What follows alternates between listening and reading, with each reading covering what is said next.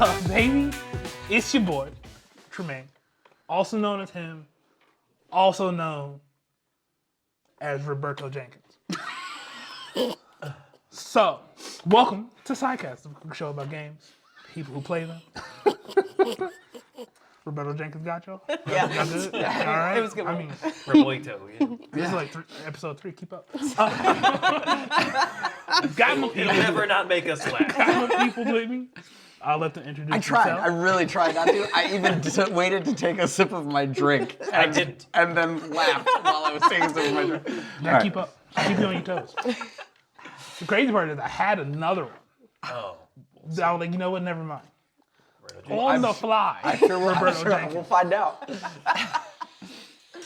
Ron, hello. What's up? I'm Ron, a.k.a. Mr. Problematic. Hold on. Explain that one. I just made it calling up, so this I got nothing. All right. I just whatever came. I just to my want to head. know. I just know. Yeah, Want yeah. to see I the mean, I was backstory for that I one. was always the problem child, so we can, that's. Okay. Yeah, that's what that Yeah, means. yeah, That's that's what it definitely means. in Yeah, I today's got it. social It's context really- what that sentence means. Absolutely. Really- That's what that meant. Yeah, nothing. We doing our weekly recaps? Hey, what's Yeah. that? What's All been up right. to? I played some Mario Party Jamboree Jam. this nice, weekend. nice. It's super fun. It is the second time we've played it. But my daughter got it for Christmas, and it's super fun. But a lot of the games are way harder. For Yeah. so my 5-year-old struggles a lot more with this one than she did with the previous version. Oh, the 3, 2, 1 high five? Yeah, that one. Yeah. Okay. That's okay. Like this one, like the games and stuff are a lot more fun, but especially like the ally spaces. Like when you get the ally, and then like especially when it's like Luigi. When you get Luigi, and it's Who? Wait, it was who? like Luigi. Oh, okay. Mario's brother. Oh, yeah. Luigi Mario, Luigi Mario. Gotcha. But like in order to get him, like it's like a game now to get like the allies. Yeah, Like, yeah. before you just landed on the space and then they were yours. Now you pass them and then everyone gets to battle over getting them, which is like a really cool concept. Yeah. But like it was like an 8-minute onslaught, like trying to get this thing. Like it was just puzzle after puzzle after puzzle after puzzle after puzzle, and then you get to this. It was like literally 9 stages, and then you get to the final room, and then there's some code that's like flashing on the floor, and you have to like go. Like it was difficult for me. Like I mean, I figured it out, but like. Never. In a million years will my daughter figure this out. Ever. She's like getting through the first one, and I'm like, great job, honey. I gotta finish this thing. But anyways, it'll be something that she can grow with. But it was a ton of fun. Other than that, just cleaning up snow. That's all we've been doing. Yeah. All we've been doing. AKA Snowly Poly. Oh, I'm Drew, AKA. I'll save this one for later. AKA Wake and Skate, and now you gotta timestamp that one. Timestamp it. Yeah, early. 2004. Oh no, way earlier. Oh, earlier? Yeah. 96? Yeah, about. Yeah, I think 97. 97. I think I unfairly timestamped with probably the era I would have come up with that. Sure. Yeah. Yeah. I had a real big. That was after my skateboarding phase turned into a wakeboarding phase. So, yeah. Aren't you cool? Oh, this week. So many. Well, obviously, we'll probably talk about it a little bit, but since last time we talked, there's a new Pokemon set. But that being Set dressing. ooh, look at that. Ron slides it to the table. That being behind us has really. Hold him back! Hold him! Oh, jeez. They can smell it!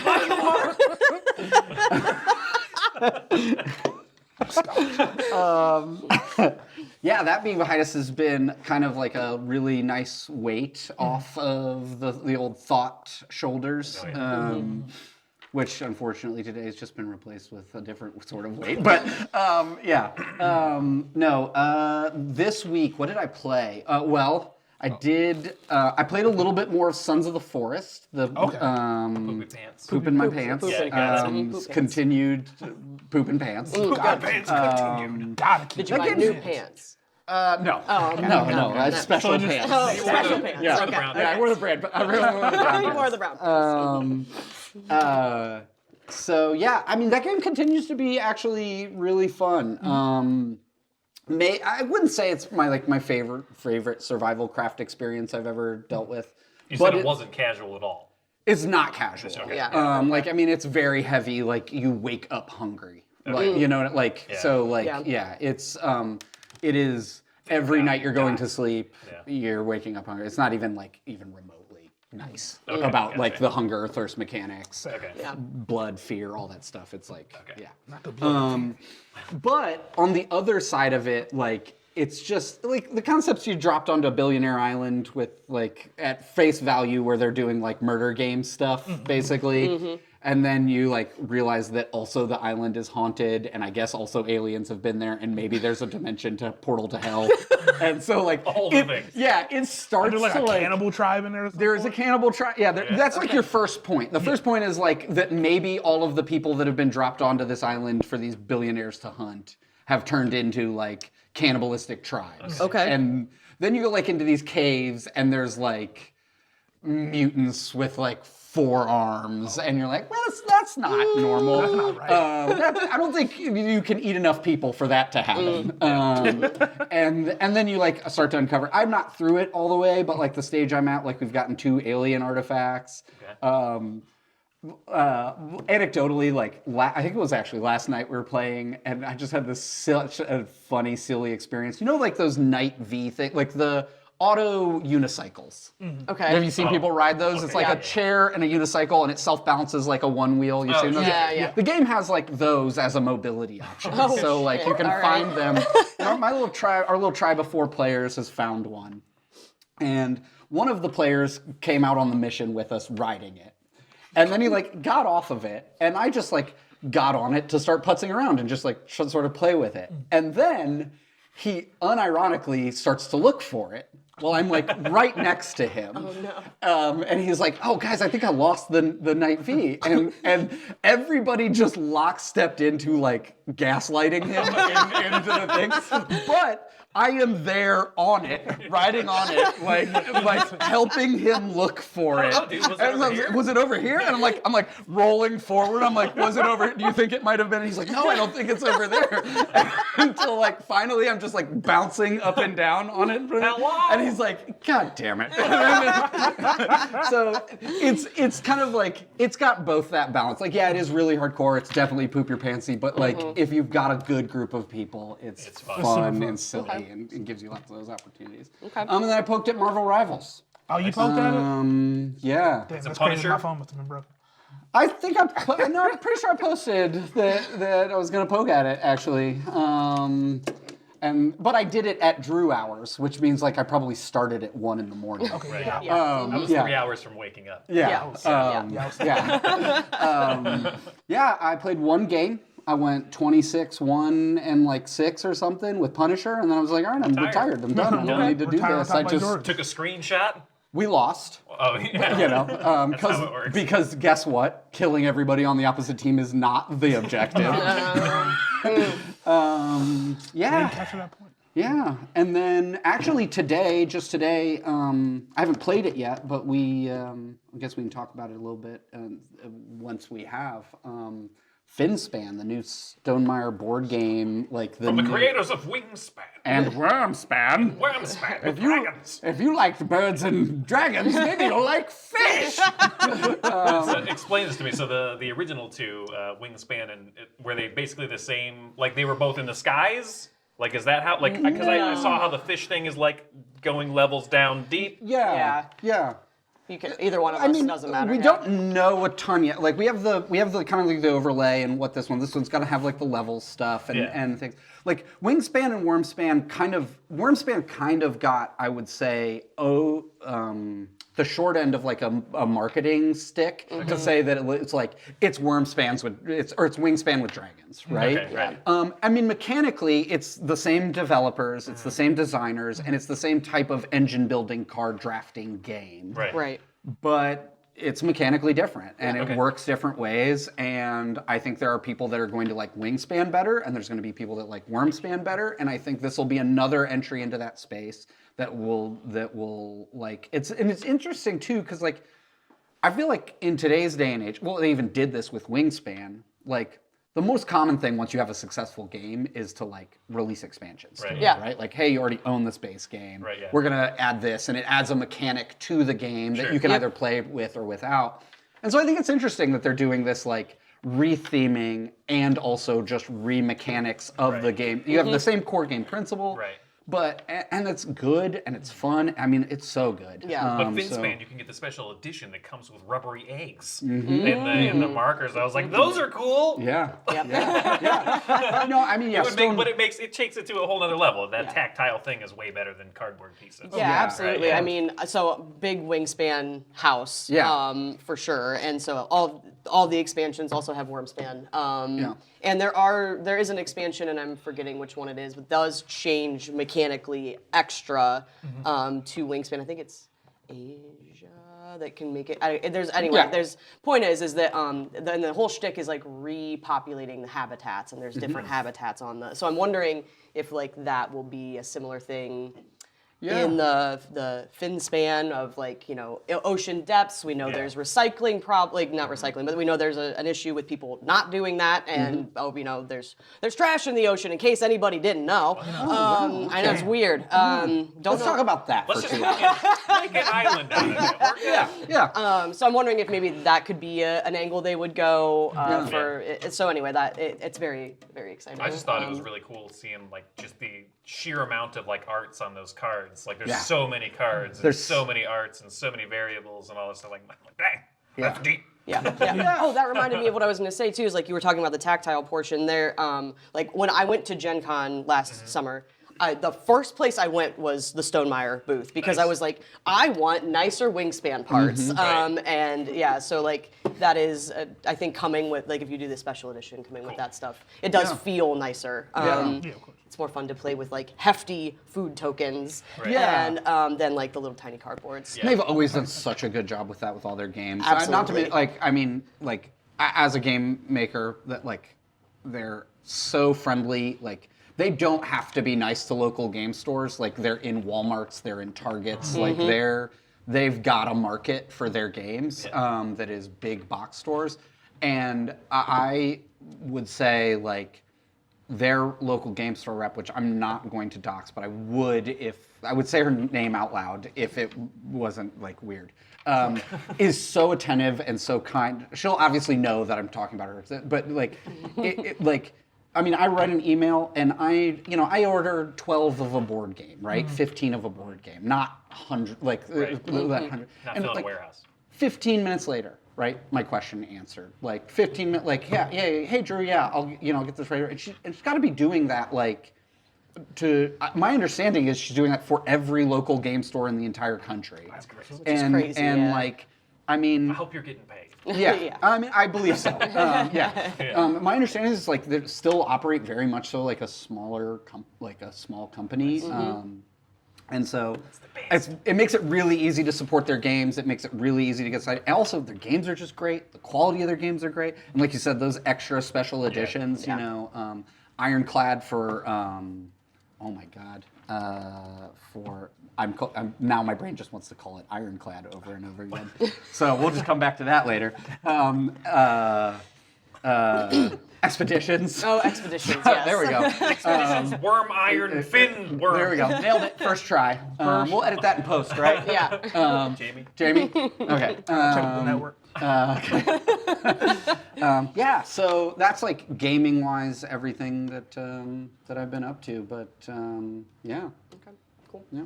I'm Rachel. I'm gonna go AKA Lesbian Magic. Oh, okay. Yeah. Okay. Just because I always say that's how things happen. Like that's how it happens. I've witnessed The unexplainable. Yeah. Yeah. Gotcha. Yeah, we'll go with that. The week has been fine. Was a little under the weather, came back around, all cool. So that's good. As far as what I've been up to gaming-wise, I finished main story of The Witcher 3. And I did bump it up to Death March before I beat it, because I was doing like level 30 contracts and was like, it's too easy. Just because, is and Death that's March like that's the highest, yeah. Okay. Only because, and it's Sounds like really only because it's only too easy because I've played the game so many times Sure. Right. for Right. me, and so like I know like I see a monster and like the bestiary is in my brain, like Right. oh, I know I need this oil and this bomb and. it's weak to this. Yeah, right. So that's part of the reason why. But anyway, so done with Death March. Moved on to Hearts of Stone. So Okay. that's that is one of the 2 DLCs. That one's really fun. The first time you play it, it's fine. The second time you play it, in my personal opinion, a lot of people love Hearts of Stone. I'm kind of getting through it to move to Blood and Wine, which takes place in a completely separate territory called Toussaint. Is very French. And that's a lot of like, Geralt is settling down. Yeah. Geralt gets to have a house now other than Kaer Morhen, and it's not a piece of shit. Yeah. I mean, well, it is a piece of shit when you get it, but you can make it pretty with lots of money. Money. So, just Witcher like... Crossing. Tom Nook, is he there? No, but there is the equivalent of Tom Nook. He was there, and Geralt dealt with that very quickly. What a talking raccoon! Yeah, right. So that's where I've been with The Witcher. I also started playing Mario and Luigi Brothership. Yeah. Which I don't know how familiar everybody is with it or if that a you've seen new it, one? but yeah, It is, yeah. Okay, I haven't gotten there to was- touch Is it. that a side scroller too, or? So it's actually more Paper Mario-ish in its feel and its combat, which means I turned it on and was like, "Oh right, this is Paper Mario-ish," and handed the controller to my wife because that is her. Like she's so good at Paper Mario.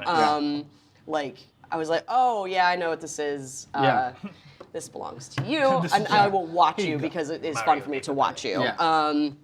But we didn't go like too crazy with it. We started playing a little bit, and so far it's fun. The Mario and Luigi mechanics. Luigi Luigi? Luigi Mario. Luigi Mario. Mario. Yeah. Mario. Got it. Okay, yeah. Those they're fun.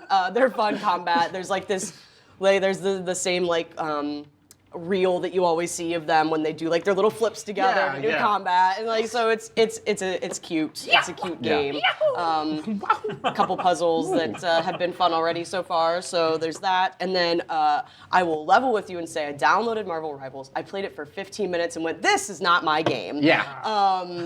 I too watched some videos of like someone with like the Winter Soldier just constantly spamming its thing, and I'm like, yeah, this ain't me. This is, I played Again! I played as Again! I played as Scarlet Witch and threw things at people and was like, yeah, I'm still gonna try because I loved Overwatch, but like I can see where I'm like, I'm gonna turn this off. it's not because it's a bad game. It's Yeah. just not my style. Yeah. Like it's not my style. I've told everybody. I've told everybody I'm a adventure RPG from soft player. Those are my games, and like. Have you seen any of these videos where Doctor Strange is like just making portals and Yeah. like just dumping people into awesome things? Yeah. Or like they had one where like he literally put it around the sun. Yeah. So like when they were coming out of their opening, they couldn't see anything because the sun was blinding them from the thing. I was like, genius. Yeah, that's awesome. Yeah. Anyways. Yeah, it was so funny. Yeah, and but the anecdotal thing that I'm very excited about that is still related to gaming is my Donkey Kong and Tetris block tattoo that's on my calf is finally getting shaded and filled in tomorrow. Ooh, yay. Yeah, There we yeah. go. So I'm very excited. My tattoo artist is the coolest. I haven't seen her in forever, and I'm very excited to get that bad boy filled in. Awesome. That's it. That's Local that's all artist? Yes, at Temperance Tattoo. Ooh. Lauren is actually who fixed my Sheikah eye when it was all bad. I wasn't gonna say bad. When it was all really bad. And then put these beautiful lightsabers on here for me. But yeah, so I'd highly recommend her. Yes. That's it. That's my week. Awesome. All right. You What boy, you play, bud? haven't been playing much. Just been testing some deck ideas. Okay. Post Prismatic. Don't say anything about me being retired. Oh, okay. All the time. I mean, pretty much. There's people that are just throwing it into decks for no reason. Yeah. Which I can't be Quad mad at. Badu. No Yeah. energy, 30 HP. Yeah. It's an item retreat. lock. Free retreat. Yeah. Might as well. It's like Clef Yeah. to an extent. But been doing some testing for that because I really want to go to Milwaukee, and I know still have no idea what decks are gonna look like around Milwaukee. Yeah. I don't know. Yeah. No, Like- still. It's gonna change. I gotta get Milwaukee. I gotta get back into the habit of playing competitively. So Focusing like on. actually prize checking, looking at different lines and stuff, because I don't do that. I wing it every time, each time. There we go. You know what's more fun? Winging it every Just time. winging it every time. Every time, each time. Listen, winning's fun. But It's focusing fun. so hard that it's not fun. That's not You fun. know, That's not exactly. fun. Yeah, exactly. absolutely. But like, But like I was you telling, can do it. You can do it. well, I was telling both, like I told both of you, I was like, took Serena to Baltimore. Didn't do well at all. That was for fun. That was for fun. And even when I went to Indy a year ago, I think, and I took Zard, didn't really practice. I was like, Yeah. Zard is what's popping. Yeah. Yeah. Let's see what happens. And I went 0-3 dropped anyway. Yeah. But I was like, third time's the charm. Yeah. Let's see what happens. Give them all. I'm smart. Yeah. Pokemon is almost literally in my blood. Nice. So like, Kind of is. you know what I'm saying? There's a bag So- next to his bed. Yeah. You know, I gotta try. But besides that, haven't been playing much. I did watch a movie that made me angry. Okay. And it's not based on a video game, but there's a video game based on it. I watched Alien Romulus. Okay. Oh, okay. Oh, dog, it sucked. Okay. Oh, dog, it sucked so bad. Well, yeah, it wasn't for you. Oh. Okay. Here's That's my the problem. new one. Yeah, That's it's the new most one. recent one. Yeah. It was on Disney Plus for some reason. Fifth I or was like, sixth. yeah. Yeah. We are post what Ripley. Yeah. Yeah, it had the ending and a nice little bow. They got away from the alien, got onto the like little cryo chamber, and I was like, Spoilers. cool. Yeah. Spoilers. It's so bad I don't care. I'm not gonna lie. Please don't watch this. Okay. They had it in a nice little bow, like great. Okay. But like 30 minutes earlier, they were like, let's throw in something for no reason. They were like, at the beginning of the movie, the android was like, we have to protect this. It's like this perfect human genome shot or whatever. And there was this pregnant girl. Her character meant nothing until this part where the movie went to shit. Okay. She was like, jammed it in. Nothing happened. She didn't get like superpowers or anything. Okay. Just laid in a like an area until the ending wrapped up. I shit you not. She like made it to this little just dying in a ship, I guess. But she was pregnant, so that was like the lead up. Yeah. So the shot messed with the baby. She was like 9 months off rip. So like, Jeez. how did so many things happen to this baby? Sure. Because it became big, gigantic alien baby. Okay. Because that was the DNA from it. It was the alien DNA. The Prometheans? Is that? Whatever that alien. Well, well, yeah, but I think there was Prometheus, right? Which was the Dog. yeah. Yeah. Also not. Yeah. You get my point. They've been off the rails. They've been off for- the rails. Yeah. But long story short, they had the ending, and then they were like, "Hold on, we need 30 more minutes." Oh yeah. And then it was like, yeah. I hate when they do that. Yeah. That's tough. but that's the only news for me. Okay. Besides that, All right. let's move into some real news. Real And news. unfortunately, we did have a passing. We did. Yeah. David Lynch, Yes. great director. The David Lynch. David Lynch. Any Yeah. thoughts? I mean, yeah, I do. I mean, how familiar are people with like David Lynch? Mulholland Drive is Okay. Yeah. that's pretty, I mean, I was not a Yeah. big follower. Yeah. But I mean, anytime somebody in that space that made such an impact Yeah. passes, it hits a special place in my heart and soul for the, It touches. Yeah. yeah. Yeah. I mean, I knew of Twin Peaks Sure. predominantly. Yeah. And like back when I was like starting to do voiceover and all that kind of stuff, and then I was looking at like vocal coaches and learning more about cinema and like all of that kind of stuff. Like his name came up a lot. Yeah. But Twin Peaks is like one that I probably should probably watch. I think I would enjoy it. Yeah. So I want to check that out. But like, fun fact, I didn't realize that like he was kind of the one that kind of paved the way for like those like chapter episodes, right? Like, so like everything that we know now, like that has those long seasons, and then it's just a bit here.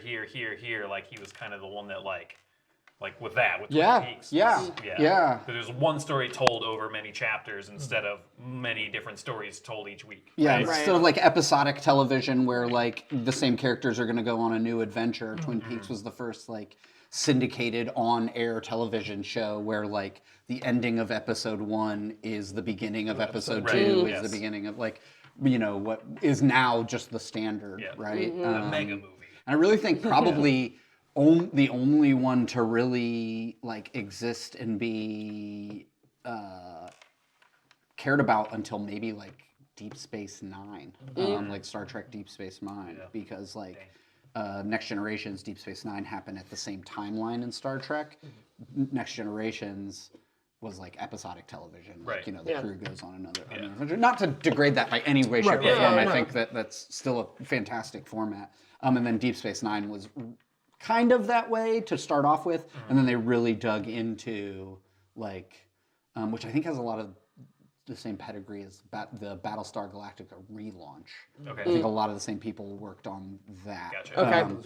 And then Battlestar Galactica becoming like the moving point of like bingeable television to where like everybody was like, oh my gosh, people love it when every episode is connected and they can't stop watching something. But yeah, I mean, Twin Peaks, so like, as film school snobbish as this is of me, like all of that stuff was off of my radar until, you know, I was in, you know, film classes and things like that. And then, you know, through the grapevine and through people and my partner at the time was like, oh, you've got to watch this show. And then like weirdly though, in talking to my mom, like while I'm away at college, you know, I'm like, yeah, you know, like we're watching the show Twin Peaks, and she's like, Twin Peaks, like the TV show from like the 80s? And I was like, yeah. And she was like, oh, I loved that show when it was on air. I never understood why it got canceled. And I'm like, wait, my mom's like a Train's like, I'm out. But it was like this weird thing, because like, I mean, Twin Peaks is probably the TV show Twin Peaks, the original two seasons, is like as tame as David Lynch stuff gets. It's still not very tame by any stretch of the imagination. Like, but it's as tame as as David Lynch stuff gets. But like, it's still Lynch, and so like it's just even conceptually that like my mom would have been into it and all that sort of stuff. But I mean, Mulholland Drive, all this sort of stuff. But it is, I mean, for me, and Dune, like, you know, Dune, you know, but for me, like my Lynch fandom was secured by and significantly held by like the story and the characters that took place in Twin Peaks. But I mean, I think the first season was so impactful to the way TV and film looks, and then the first two seasons, and then the relaunch of it through Cinemax when it was a direct to like streaming thing of 3 and 4, which were a continuation of that story after the movie. Like really felt like the culmination of like all of his work coming together. You went back to this thing that was so kind of accessible in terms of his work was, and then made it, incorporated with, it still made sense. It made sense in the realm of the paranormal that Twin Peaks itself goes into and all that sort of stuff. But yeah, I mean, I think Lynch changed. Now, I think Lynch changed cinema and held a place in cinema as kind of like a last stand of like begrudging old artists that like wanted film to be art. Right. You know, to be honest with you, like and like he had concepts and thoughts and that I didn't necessarily agree with as like an MCU fan, like on the MCU and stuff like that. They weren't holistic. Like he wasn't, you know, like completely dismissip of it, but just definitely wasn't his vision of what like cinema is or cinema should be. But I'll be honest with you, like whether he would admit it or not, I'm not sure that things like the MCU exist without somebody like David Lynch. Sure. Like I don't think that they do, because David Lynch is, I mean, we talk about like Dune is not like, David Lynch is the like took his name, put it behind like sci-fi stuff and was just like, hey, we're gonna make this, right? And David Lynch was the one that like the kind of almost like the one of the first or quintessential like the studios are going to ruin his work sort of guys, right? Like it's not going to be his, at the end of studio editing and all that sort of stuff, it's not going to be his vision. And so he kind of rescinded into this like, oh, I'm only making stuff if I can be in complete control of it, right? And there was like, there's lots of, you know, I think with all things Hollywood, there's like this capacity for rumors and all this sort of stuff, but like, he wasn't notoriously loved inside of the Hollywood space, and that's okay. I don't give a shit about that in particular. But he was kind of notoriously loved by just like anybody that had really interacted with some of his works in some way, shape, or form. He never treats his audience like they're idiots. He, you know, he presents lots of questions in his storytelling, and he may or may not give you answers. He doesn't give you answers. I mean, he'll give you some. He'll give you the steps. He might give you the pebbles and the stepping stones and all that sort of stuff, but he's not going to give you answers. And I don't think there's anything wrong in saying that we could probably deal with more emulation of that in film. Not all film needs to look that way. Not all cinema needs to look that way. But in a time where he's passed, like the fact that I can go back to Twin Peaks, and I did today with my wife, who never gotten to see it, and it's just like right up her alley. She is like crime drama, like extraordinaire. If there's a true crime documentary, she wants to watch it, and she's like Miss Paranormal stuff. And I was like, so if there's a show that's like crime drama meets paranormal, it's that show, and like. And so I was like, you know what, like with him passing, like I know I've been telling you this for years at this point in time, but let's sit down and watch Twin Peaks. And so like we sat down and watched the pilot, which is like 90 minutes today.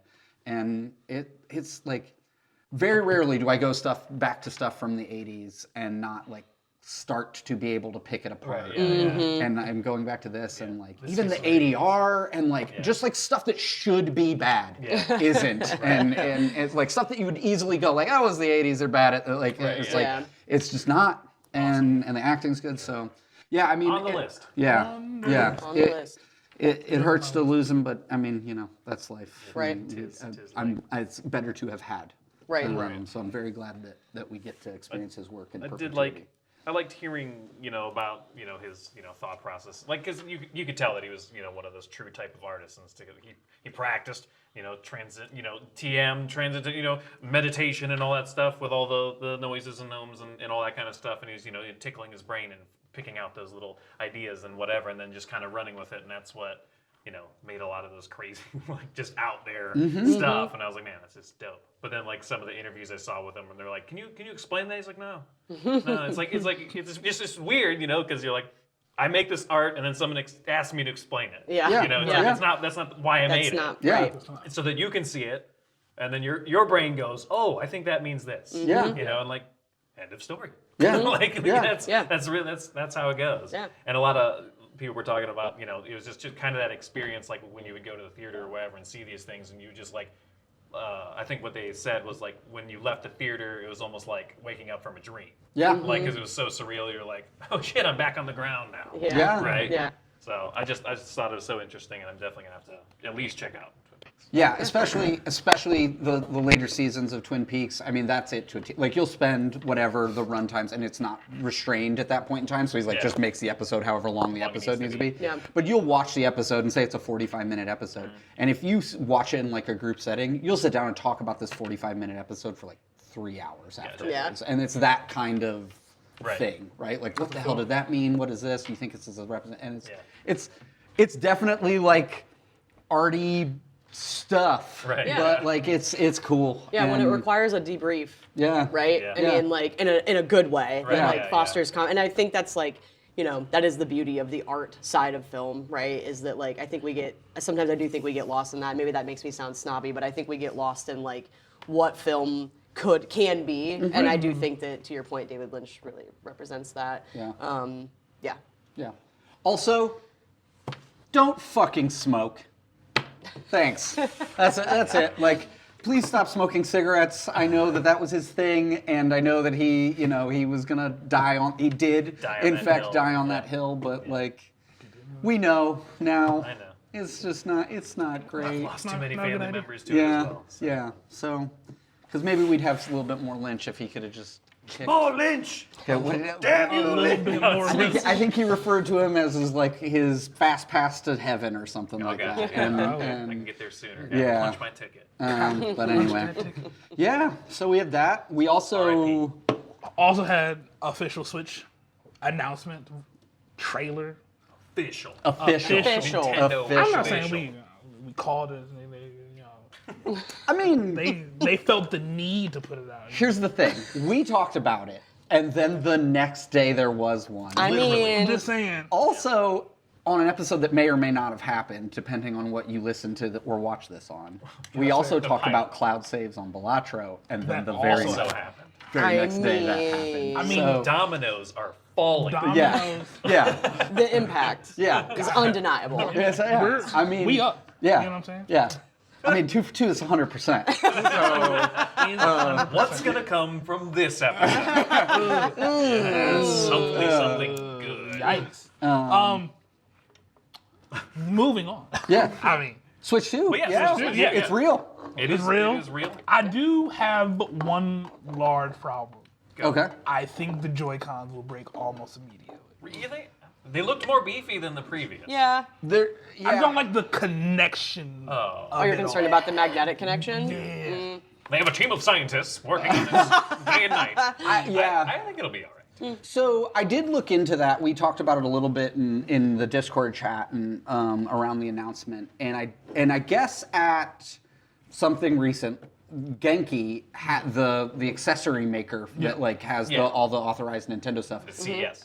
Kind of accidentally just had one on display. And it wasn't a Nintendo Switch, but it was like a 3D printed Nintendo Switch. Yeah. And so didn't play any games, there wasn't really a screen, there were no computer components, but this is a plastic Nintendo Switch. And mechanically, they had the Joy-Cons there, and they are magnetic, the main connection. And then there's a button, a trigger latch, plastic latch system, similar to what the current ones have with the slide and then the button. Lock it in place. But it's like you magnet, and then a thing comes out once the magnet's there, and then you just hold that, which retracts it, and then pull them apart. Okay. So it does look to be primarily magnetic. Okay. My question will be is we've got for lack of a better term, male-female thing happening here, right? Where the controllers have like a Type C type. It's like a Type C USB connection, right? Where they have the connection that you insert into the Switch has the connection that is sticking out, right? And my question with kids specifically would probably be this mechanic. Would be this mechanic. The this. Everybody can see that plays, The right? snappy snap. Yeah. Anyone in the audio, he's bending things at 90 degrees. Yeah. Ye old snapperoo. Where a kid, instead of pulling apart, pushes away, right? Yeah. And then now that pin or system of pins that were sticking in are now bent and broken out. Yeah. That being said, that's what looks like. yeah, I mean, I don't think it's going to be a problem for any adults. I don't think it's for a problem for any 10 plus kids. But I mean, you know what? We're probably gonna get a Switch 2 Lite, right? Like, I mean, when I bought my eldest a Switch many years ago, she was 5. Yeah. So and it was a Lite. Yeah. And Those have the handles attached, right? yeah, there's no Yeah. removable joy. It's a handheld. It's a big old Game Boy. It's a big old Game Boy. It doesn't even dock. And When did the Switch 2 come out in relation to, not Switch 2, the Switch Lite in relation to the full Switch? okay, so it's 2025. It was a while, though. Like 3.5, 4 years. Yeah. That sounds right-ish. Yeah, I mean, it wasn't right away. Right. I want to say it was 2019. I was gonna say that sounds right because my friend just got one when my now wife and I just started dating, and that was in 2019-ish. Yeah. Like, Okay. well, he had gotten one after we were dating, so like that sounds right-ish. Yeah. And I know it was new, like a new thing to get at the time. It was definitely out during the pandemic. Yes. And that's 2020. Right. And so, and I don't think that it was out in 2018. I don't Because I just don't. Yeah, I don't think it was. That's very scientific. I just remember. don't Yeah. I believe just it. don't. No, I don't think that's right. Yeah, I think because we were late 2016 for the Switch. Was it November-ish, October-ish? Yeah, because it came out my senior year. Yeah. Okay. You know, I just wanted to put that out there real quick. 11 years after me, though. So anyway, now that we've all died, Jermaine's can is once again Yeah, I empty. mean, I think it's kind of exactly what we talked about it being, right? Oh yeah. Was it empty beforehand? It was. No, it was signed. Now it's known that it's No. so I have to remove it from the Everything on the table, so you don't drink it for the rest of the podcast. I guess that's a trend. Well, now that's happened in 2 episodes and has to continue happening. to back. Great. I mean, I don't think, based on what we talked about, I don't think it's anything we said it wasn't going to be. We don't know anything about specs or, Right. or price. No. I've seen some really solid speculative pricing. I guess the Italian version of Amazon had it up accidentally for a little moment in time. so specific. Yeah, well, that's how it always is, right? I That's where know, all it's of just these- funny. I feel like 90% of video game leaks come from some European subset of Amazon. It's like, oopsie. I'm on. It's good.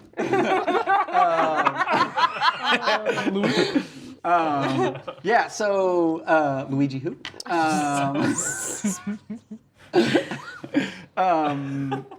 So yeah, I mean, it seems like at that point in time it was looking like 375 euros or something, which will probably be 350, 400-ish range US. Yeah. That's not official. We don't know that. You're right. What is official is it's bigger. Yeah. Yep. The magnetic stuff. Yes. We know that. We know that cool new kickstand that looks like it's not going to break. Yes. I am a fan of the new Kickstarter. It does look nice. More made of ergonomic titanium. grips. Yeah. It looks Yeah. like they really focus, so they Bigger. knock. It's bigger. Yeah. It's bigger. Just over in But general, it looks too. like also they have the ability to like a curve. slide out and become like a little, they've got a curve on the Yeah, the back. curvature little- looks different. Yeah, Yeah. and a little maybe pivot out, they Okay, slide sure, in sure, and then they pivot. It kind of showed at one point in time. Okay. Or maybe that was the Genki thing that I saw. That might be Genki. No, it was a baby. There was a baby. Then they had the mouse running around. Was it a mouse? I mean, They're acting like mice. they're acting like mice. What the fuck are we gonna do with Switch mice? I don't know, but they had to have some gimmick for the console, man. I There mean, had to I be a think gimmick. you're right, Blowing a. but I did think that, actually. That was I think you're right though. I poo-pooed it and was like, no way, they're not gonna do that again. They did it for the Super Nintendo and nobody gave a shit. But, Let's try it out. It's gonna be ridiculous. We'll see what It could be Have a you- fun gimmick. It'll be pointless and useless 99.999% of the I time. mean- But who knows? But I mean, depending on their hardware and their software and how it's functioning, maybe it's not. unless it streams PC games. If it streams PC games, that's a bonkers That's move. true. That is a Yeah. bonkers move. That's Oh, true. man. Walker move. Didn't even think about that. Like, But when we load the Steam OS on it, well, but I mean, like, it really does open it up to to go like, actually, you know what? It's real easy to port a PC game to this or stream a PC game on this. all right. I mean, And then we also weirdly got the official announcement that it's gonna Master Chief Collection's gonna be on it, and Yeah. we touched on some weird shit that I thought wasn't going to be a thing that we talked about, and then like We've hit it. I So mean- are we 3 for 3? I mean, well, we didn't get like an official Game Pass announcement Right, yeah. yet, but like, I mean, it's but they Halo. have said that like we're getting a version of Halo on it. It's good news. yeah. It is good news. I think it's great news. Yeah. It doesn't mean anything the other way around, Right, right? yeah. It doesn't Right. mean that Danky Kang on Xbox. Yankee Candle Express. Yeah. That feels like the most possible one since Xbox now owns Rare, which are actually the people. Because I was gonna Right, say, 'cause, yeah. like, I re-downloaded like the Rare Replay arcade last week. Big fan of Jet Force Gemini. But those were the games I played on my Nintendo 64. So it's not the farthest thing Right. to Yeah. bring it up. I don't think so. Kind of in that vein, those announced titles. We've got a Mario Kart, and then I was really surprised to see Yoko Replayle. I think I'm saying that right. Yoko Replayle, which is the Banjo-Kazooie team, released a direct from Kickstarter spiritual successor to okay. like their Rare action platformers. Okay. And this was an indiscriminate amount of time ago, in between 10 and 15 years ago. Okay. 10 and 5 years ago, we'll say. Okay. Okay. But it looks like they're releasing a remastered or potentially. We just have the title effectively, but I'm guessing it's either a remastered. Cause it's called Ukulele. Yuka-Lele, and it's like a. It's Not like- Yoko, Yuka. Yoga, yeah. yeah. I don't know how to pronounce any of this stuff. Okay, I barely can read. Let's just be very clear. But this one's called Yuka Replayle, and so I think it's either the second one or the first, which is cool. Gotcha. But a Mario Kart. I mean, Yeah. launcher of the Mario Kart strong. Yeah. It's a strong move. Great choice. 8 Great is choice. still dope. Yeah. So, like, Yeah. And it look, from what I saw, it looked like there's more racers per race. Because look, if I saw right, it was like Maybe. 25 like starting That lines. would be wild. It That would be looked- crazy. like it- online, like mass. Yeah. Yeah, either looks like- I think it might have been 20. It's hard to say. Yeah, but, like we it's know hard so because it little, was but just it crazy. definitely is Insane. more than 10 in that the trail we saw of like that new what I guess is a Donkey Kong track. Okay. I don't know. I mean, Yeah. it's so All hard to say. speculation. But what I Shell, will blue shell, say, blue shell, blue shell, blue shell. what I will say is it looked really good. Yeah. Like It does. like the graphical fidelity or whatever you want to Yeah. call like it looked really good. So I also might have been a little bit off on it, maybe not being Powerful as it is. as powerful as it is. We'll see. but We'll see. We'll see. It's see. cool. Fingers crossed. It happens. Nintendo Direct is not until April. Okay. Final speculation on that. Are they gonna do an announce and dump? Oh, they're just kind of. And it's out now. They've been doing a lot of those. I mean, they have. They have done that. They've been doing. There was also the like very solid speculation about a year ago that it had already gone into production, which led to all the rumors that it was going to release last holiday. And then there was the like earnings thing that had come out where that like they had said like we've made 10 million of them already. Yeah.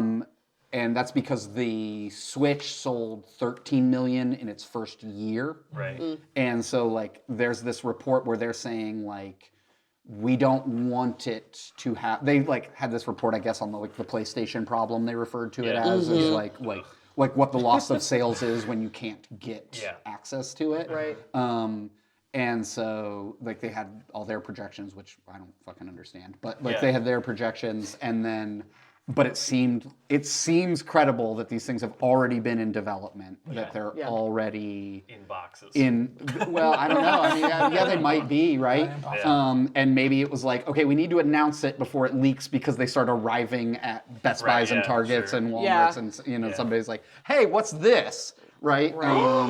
And then My YouTube's gonna blow up. and then they I don't suspect they announced the Switch and then released it like 2.5 months later. Yeah. And so I don't think it's unheard of or impossible for this time go around for them to be like, I don't think and here it's out, it is. and here it out is it's out now. in stores now. Yeah. Maybe at the Nintendo Direct they'll just go. Or tomorrow. And by the way, right? tomorrow it is available, and all you know, what? Yeah. I mean, That'd be dope. Yeah, I mean, it would be dope. And then I think about what's happening with Prismatic Evolutions. I'm like, I don't know, maybe we don't need any more like speculative. But at the same time, if you put pre-orders for them up, you're just going to make that same shit worse. So I don't know. Maybe that is maybe the friendliest way is to just go, it's at Target, and you're going to have to go to customer service and pick up one and be nice to everybody, or Target's going to kick you out. Right. yeah. I'm okay with that. I'm okay with that too. I'm very good with that. Yeah. We're gonna put our proprietary Nintendo tracker in so that you can't get an additional Nintendo product. Too many Right. Yes. Yeah. It will die in 5 years, and your body will assimilate it. But for now, one for you. Speaking of Prismatic, Ron, do you want to open it? Do we want to open some packs? Yeah, let's How open are it. we gonna How are we gonna? Let's just talk about it. Okay, let's talk about Let's it. talk about it. Yeah. So I have a question, Go. which Yeah. is the chase card, if it EV, I mean, like, If it EV. Okay. It's specific. I mean, most specifically, it's Umbreon because it's always fucking Umbreon. It's always Umbreon, sure. It's the coolest. I mean, I figured if it EV, But if it EV, it's If it it's a big dealy. okay, cool. I mean, like we're not like set up to like. If something, But like, if something dope gets pulled, first noises will be made. Yeah. And then second, I'll put it on screen or something. Yeah. Like Yeah. when we're Yeah. messing It'll with be the video, figured like out. we can just throw a picture up on screen for those who are watching. Yeah. Cool. And we're doing an audio podcast where we're going to open up packs. So Right. at least this next section is going to be ASMR. Yes. Yeah. No, we're of gonna packs. talk it through and whatever. That's So the you talk know, Well, I mean, I the am. ETBs are super sparkly. They are. very It's fancy. gonna look They good are. on a shelf. If you get a chance to get one, definitely get one. They come with 9 packs. They I'm the come with- least educated on Pokemon too, so you guys can also explain Yeah. some of the. Like, I mean, I have a fair amount of knowledge, but not like anything compared to the amount that you guys have as They avid have players. shiny EV sleeves, so that you They get do. 65 of Very those. nice. Yeah. Very nice. Some I EV hate brown those fucking dice. dice. They Oh, look really? like doo-doo. You don't like the bronze? You don't like the bronze doo-doo? I kind of like it. It's like EV bronze. It's EV It's bronze. all right, It's metallic. Those wouldn't get used by I don't- me. I tell I you. They're don't not love it. metallic. but Dividers are Well, dope. Look at that promo, man. That promo is phenomenal. What I will Very say, cool. actually, the nice little nuance I like. This I'm okay without the bronze doo-doo. But if you look at the EX dice, it does have rainbow glitter inside does of it really? for all the different colors of the evolution. which is cool. Okay, that's pretty. So that one's pretty okay. Only thing I will say, if I'm going to speak something into existence on this one that they're going to announce sometime this week, is can we please go back to like a set symbol or something unique on these Oh, that would be instead cool. of So you know where using they came EX from? dice, so you know which one they came from. That Yeah. would be cool. Or Okay, here it comes. Pokemon Company International, the Pokemon Day Pikachu heads tails dice that we got that had yeah. heads tails of Pikachu on it. Don't know why they didn't do an Eevee one. What if the featured Pokemon on each ETB, you got a heads tails version That of would it? be so You sick. don't- since it's just an application onto the dice, you don't have to retool your dice every time. Right, yeah. And then you just be able to apply Choink. new, Yep, new whatever, stamp. water labels, wet labels. I should Impression, know emboss, this. 'Cause we use depression? them, we use them in, yeah. Water labels. I'm gonna go with water labels. That's not 100% correct, and people in the Gundam community will correct me. But it's the things that you get wet and then you stick them on and then they become permanent. Yeah. Those would work really good, and that's what I would like to see these. But We got the first pack ripped open. It's open. Yeah. I don't want to go too. So Buddy Poffin, let's go. Got it. All right. No, I'm Okay. just kidding. Kieran. Ronnie is really excited about having more Buddy Poffins and more Yeah. earthen vessels. Yeah. Yes. I don't have enough. I never have enough. You will never have enough. You literally won't ever have enough. I'm very, very glad with the supporter range that they reprinted in this Yeah, set. yeah. Like all the trainer cards they reprinted in this Also, set I were love stuff the. that we Oh. needed. Oh my God. First pack First pack, baby. First second, the Goldie. Yes. You're up. Guys, in the last episode, Ron said I wanted What art? one art. This is the only one I want. Goldie, baby. Oh, that's Oh my awesome. God. Oh man, You that's gotta do it. You amazing. gotta do the Let's camera go. closer. You gotta walk up. It's not in focus. It's not in focus. So we'll put a picture on the screen, and it'll probably we'll throw it up in like the highlight vids, Yeah. and all that jazz. Oh my God, That's so awesome. fun. Dude, that's really so funny. Amazing. I am so pumped.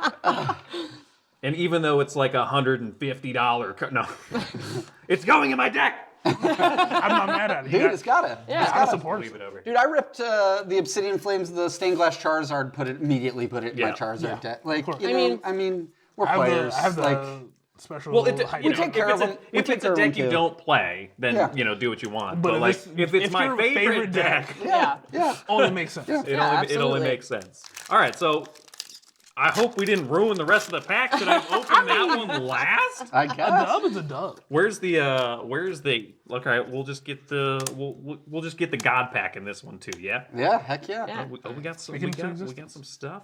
More trumpets. Gotta have the trumpet. All right. Ooh, the Master Ball the Dust Master Ball. Is that a Dust Master Ball Skull? Dust? No, It's Pokeball. it's a or no? Pokeball. Pokeball. Pokeball. Okay. Oh, Okay. my bad. It's all right. It's all right. Yep. And we just got the Leafeon. We got some hollow energy in that You know, one. I'm All blind right, on so- Mondays. I don't think that Dust Skull is going to be nothing, frankly. No. I will say too. I love the way as- these look. The hollows on these are incredible. Yeah. I want to see this continue to happen, but Yes. also for that space of everybody speculating and collecting and all this stuff. Like evolutions are cool, and I think they're going to be the rage for this, and I think that they will be expensive like- cards. I think that is actually That is a hollow. hollow. Sounds Yeah. like- Yeah. This So set you has an incredible killed amount of hollows. I mean, Yeah. I opened my first 6 packs or whatever, and I had 5 hollows That's in the awesome. 6 That's awesome. energies. So like, Yeah. if you're looking to bling stuff out and you can get your hands on some of this stuff. Are these different than the ones that came in the Yes. They are in the Terrapagos. Yes, Yeah. the ones that came in the turtle box had like more shiny like silvery highlights I thought to so. them. Okay. Yeah. So It's yeah, the same patterning, but Yeah. it's a different Yes. hollow treatment. Yes. I thought so, which is going to make those Black continue to belt. be difficult. Regigigas. Everyone's gonna need a Regigigas. Yeah. This guy does 100 damage, but if you're attacking a Terra Pokemon like Charizard or what's the other dragon? Dragapult or Hydreigon? Hydreigon, yeah. That does 230 more damage with convenient numbers, knocking all of those guys out. Yeah. We're getting Screamtails back in here. Oh, look at that. We got a hollow Budu. All right, that's my 4th. So all the rest of them are yours, bud. Oh, we All right, we just got a Jolteon there. Cool. Cool. Yeah. All right, so Speak now, while go ahead. we're speak it, opening speak it through. packs. I'll keep Yeah, going. yeah. Birmingham happened. Yes. Yeah. Yeah. Yeah. Charizard back on top. Yeah. back. Yeah. And what I said in our Discord, this is real wrestling adjacent. But there's a wrestler called Seth Rollins. Okay. He is very often a champion, main eventer. Okay. Not always champion, not always on top, but he always can get there the next day. Okay. Okay. You know Yeah. what I'm saying? Yeah. That's He's what never out of Charizard the feels. game. He never out the game. Yeah. Okay. That's what Charizard feels like. Okay. Okay. Cause I think last regional, who won? Regidrago. Reggie Drago. Regidrago's been up there since. Monkey Dory. Boom. Worst one. Worst one. Yeah, Regidrago's been up there since Surging Spark came out, and Right. and that Alolan The Executor. Well, what's cool is what's his name's Orvin. I I can't can't pronounce pronounce it. his name. Sure. He's Finnish. Finish. Yeah. He came in 2nd in Stuttgart. Yeah. What's cool about his Charizard deck is he runs Pokestop, Yeah. Yeah. which is like something. And you, the Pokestop he did to win was yeah, crazy. the double Yeah. rare candy Pokestop to Yeah. Thornton Pidgeot. Oh my Yeah. god, dude! It I was- was like, it oh was my wild. god, Yeah. it was wild. Those are the plays that we live for, man. Like Yeah. where the whole line just comes together. And yeah, everyone's like, what? And then the casters are screaming, and everyone's screaming, and yeah, It was a wild we got a play. shiny Oh, Screamtail. yeah. That's Yeah, cool. nice. In the moon. Oh, We got an EX. Terrapagos. Little Terrapagos. Oh, new Terrapagos. Oh, well, okay, yeah. yeah, It's the same same old. art. Yeah. Okay. Little, Same little turtle action. Yeah. But yeah, I was That was dope. let me- Well, he was playing against Palkia Terrapagos, which is it's a tough matchup. It is. Very Charizard is just a big, bulky boy, and it is hard to hit 330. Yeah. Yeah. And Yeah. then it gets stronger as it goes throughout the game. Yeah. So, yeah.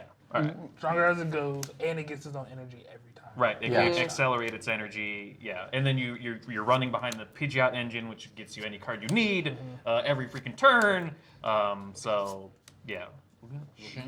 Oh, Miltank is in this, guys. Ooh, Master Ball Miltank. Oh, there we go. Master Ball Miltank. Those Master Balls are not common. Yeah, they they aren't. really aren't. You know, we've seen a lot of packs opened through the shop.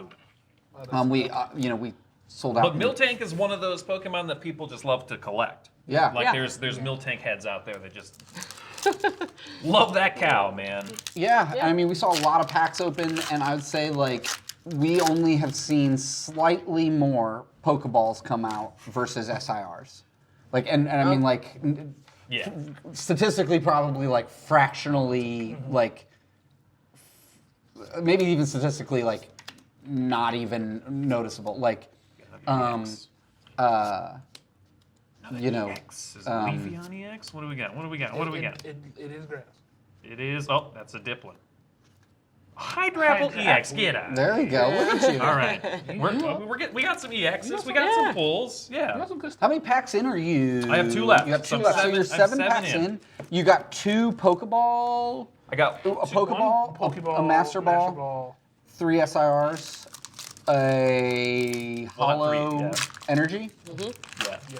Oh, that hold on. That's a Pokeball. Yeah. Pokeball trainer. Pokeball Kyurem, Kyurem. Yeah. Oh, okay, yeah. I got a Yeah. Pokeball I do like the Turo scenario for my other one, which Nice. was full art of the Nice. Kieran that came out as well.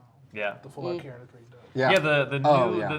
the new supporters in this set, like they have different outfits and stuff, which Yeah. is really cool to see because like it's just a good like. It's the same card, you know. It has the same ability. Earthen Vessel, let's go. Hey, there you go. Also, There you go. There you go. That's a professor research. Is All right. Got a Professor Pokeball L, Slow Yeah. King. Okay. Okay. All right. We got another. Oh, there's a Sylveon. Okay. All right. All right. Black belt And pretty positive a Hollow Energy at Hollow the back. Energy. So, yeah, Yeah. there you go. Water. Yeah. All right. We're down to the last pack. Everyone Last need one. water. Water. Definitely should pull that go dango All right. pack. Last one. That Goldango pack needed to be the last. Hey, it's okay. It's all good. I'm all for it. I'm pumped. Dude, I'm so pumped. First pack The is, Goldie is- guy gets the Goldie. I'm Yeah. so I'll call it pumped. Roar dude. move. Yeah. Thank you so much for pulling this box for me. We did. The extra Badoo. I'm up. we found a Badoo for Troy. No. Shiny Glass Trumpet.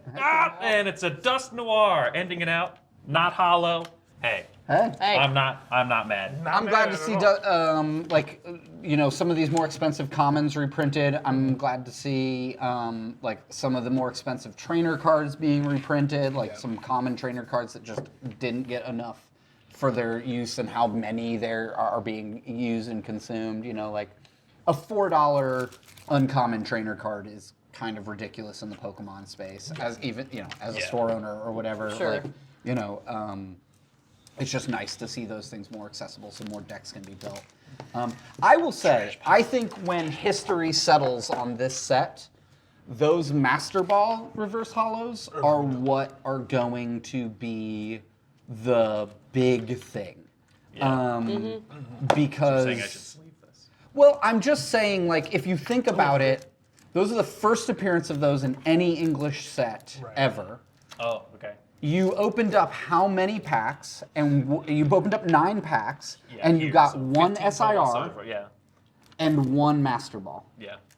And that's kind of what I'm seeing from the shop in general, right? Like Yeah. it's kind of a 1-to-1 SIR. And I know, like, it's an EV set. We're looking for the EVs and looking at all those stuff. So I especially think if you pull like a Master Ball EV, I know it seems like maybe a quick flip right now, and I'm not telling you financially what to do. Don't tell me but what to like, do. But if you're building a Pokemon collection to like give your kids or like for yourself later in life or something like that, I really think Maybe hang on to the Master Balls. I think those Master Balls are the real special thing that's coming out of this set because it's the first time we've ever had it, you know? And they're beautiful. They are Yeah, they gorgeous. are really so, pretty. like the treatment on them so good.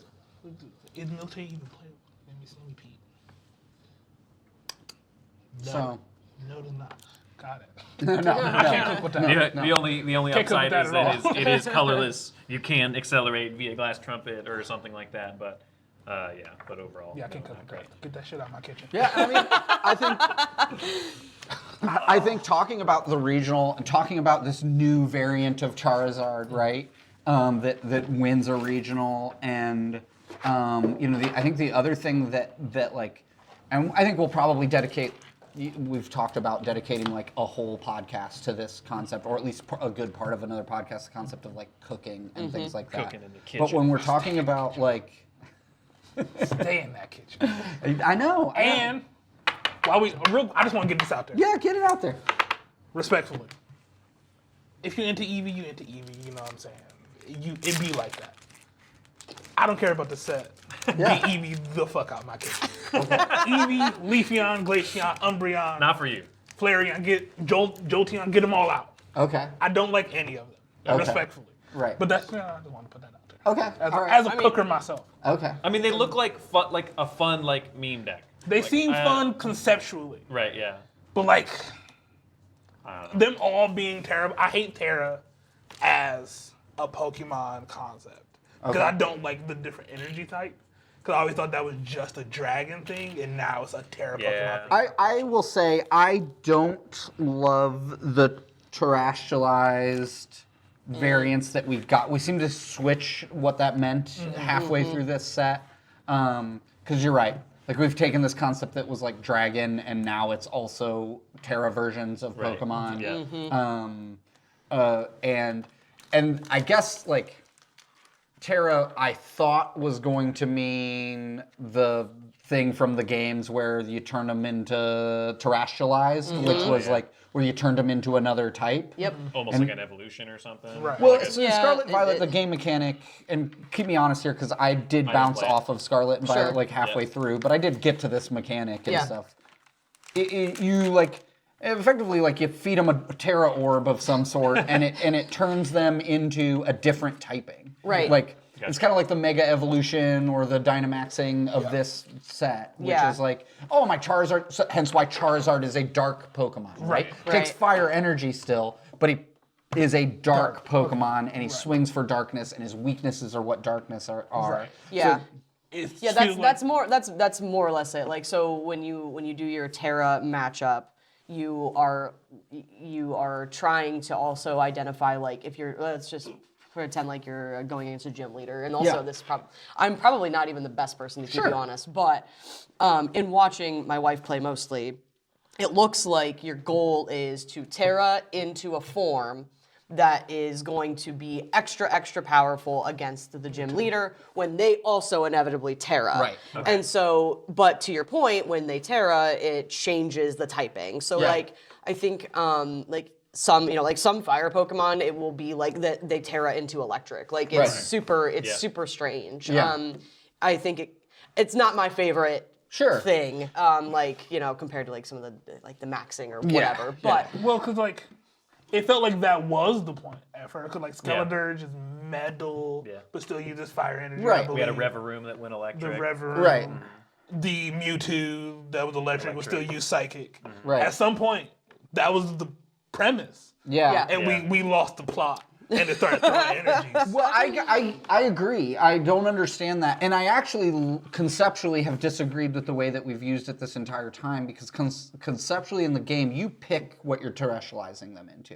They don't I don't think they just terrestrialize into another type. I think you're like, I'm going to terrestrialize this because you can double terrestrialize. Like you can like, now they're super fire basically, and like so if you've got a fire type Pokemon going into grass, and you're just like, I just want to make sure that you don't exist anymore. I don't know if you get to pick or not. Maybe that's a component that I didn't physically get to see. Yeah. But yeah, I don't know. And so like I don't think when I played, so as far as I got, I was not choosing. It was just like when you Terra, this is what your Pokemon is now. Yeah. And then after it's done, after however many turns that you can be in Terra, it goes back to normal. But I thought it would be really good that if that was more of a mechanical like tool connecting. If you were terrestrializing 4 weaknesses, like or you were like. If Charizard is the card is a fire type until you connect a Terra Orb to it, and then it's a dark type, right? And so like you get that mechanical dual typing to kind of like work with and go like, oh, I'm going against a grass deck, that's cool. And then people would like in the meta build grass decks to be better against Charizard. And it's like, but actually when I connect a Terra Orb to Charizard, he's dark type, right? And so you know. I wouldn't do it during or what vice versa, whatever, right? I think I said that backwards. You do it depending on the matchup. Right. It would change your typing depending on the matchup, and see, I think that would be dope, especially since they make it an A-spec tool. That's exactly that's like and treat them like A-specs, right? If those like you get one of. It's you're only gonna get to terrorize once per battle unless you have some supporter that lets you grow in and grab terror, or whatever it may be. I would have liked to have seen that. Because we did seem to lose the thread here somewhere along the line. And now they're all terrestrialized into their same types, but require lots of different energy types, which was a dragon-specific mechanic, which already struggles to like be like kind of justify itself in the meta as existing. Yeah. And now you've taken the one thing that it had and made it do other things. Yeah. But that being said, I do think that the meta is in a really interesting and cool place because even though people will dismiss this and say like, oh, well, Charizard's winning again, that's a meta deck. This isn't the version of Charizard that anybody's played before. Right. This is and it's not adapted because like everybody who said like, oh, you should start running Pokestop with Charizard now. This dude was like, I'm gonna fucking build Charizard with Pokestop in it, and I'm gonna learn my lines with it, and everybody's gonna talk about how silly it is that I'm doing this. But I'm gonna know when to Pokestop, know not when to Pokestop, know how it works, and know and we'll get into this, I think, in a different conversation. We might talk about a little bit with Lorcana launching and all that stuff, but into set championships, but like. The meta isn't real. like it just isn't. Like, and that's not to say there's not good. Like, you looked at that mill tank and you're like, this. Like, I can't do much with this card. Right. If you want to talk about non-meta, I am the guy. Right. I mean, like, there are good cards versus bad cards. There are cards that are meant more for like collecting, or there are more. I should say there are more surface level, obviously good cards than there are surface level. Or maybe that card's been printed now because in Sixth Sense they've got if there's a mill tank out on the bench, on your bench, like this card does 40, 40 more. Right. Yeah. So like whatever it may be, like we may not even know what the vision for that card is, but like we see it happen all the time. You see like super rare commons. I mean, Iron Hands was like a $2 card for like 3 sets. And then somebody went to regionals and figured it out. And it was a $16 card because they dried up. Not many, and like even the normal ones. And so I think it's dismissive to say like, oh well, it's a Charizard deck, therefore it's a meta deck, therefore that's not cooking. Because to me it is. Such a cook. To me, unless you just took the list that went and ran with the thing and went like. Okay, I'm going to play that exact deck, and I'm just playing that, and I'm not changing anything about it because I believe that the deck will win for me. Right. You've gone in, if you've augmented the deck, you've augmented the way it functions, you've augmented the lines, the Pokemon, whatever it may be, we see constantly cooking, and the meta evolving is just people going, what the fuck, what if there was a fucking Pokestop in Charizard? What would happen? And now, next regional, I guarantee you there will be a bunch of people running the Pokestop Charizard, which is now in the meta. Right. But all that is someone's cook. Yeah. That's it, right? And he gets credit. I think he should get credit, right, for those variances that they made. Yeah, of course. We'll get the Pokestop out of the way because it's rotating, baby. Well, yeah. I mean, not before there's any more regionals, but yeah, here pretty soon. But I mean, at the next regionals when everyone's copying the Pokéstops. Yeah, that's yeah, what I'm saying. yeah. Get your fill. Get it Yeah. out. Like, get your Yeah. Regidrago fill. Get it. It's all gone. Yeah, I think meta ultimately becomes confirmation bias to a certain degree. I think everybody's like, oh well, you can't play that in this meta, and so people go like, okay, I won't, right? Like, Right. and I think the value that people that are beholden to cooking up bullshit present to the meta is to just check it constantly, and I think it's happening all the time.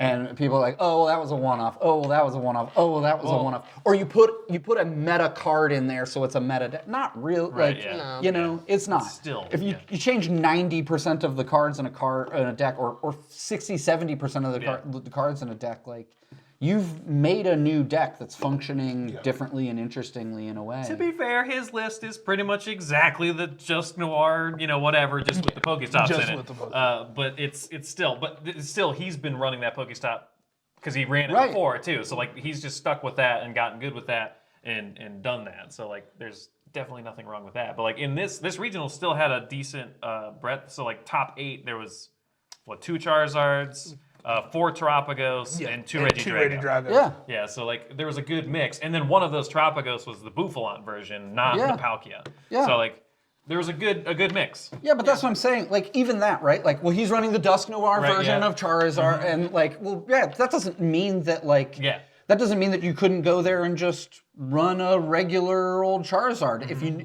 because I think the difference isn't whether or not Dusk Noir was or wasn't in his version of Charizard, or it's the Buffalant or not the Buffalant version of Terapagos. I think it's how well do you know, this is my hand, this is what my opponent's got out, these are my lines to victory, right? Like, that's what matters. And again, yes, I'm not saying there's not good cards or immediately obviously good cards versus immediately obviously bad cards.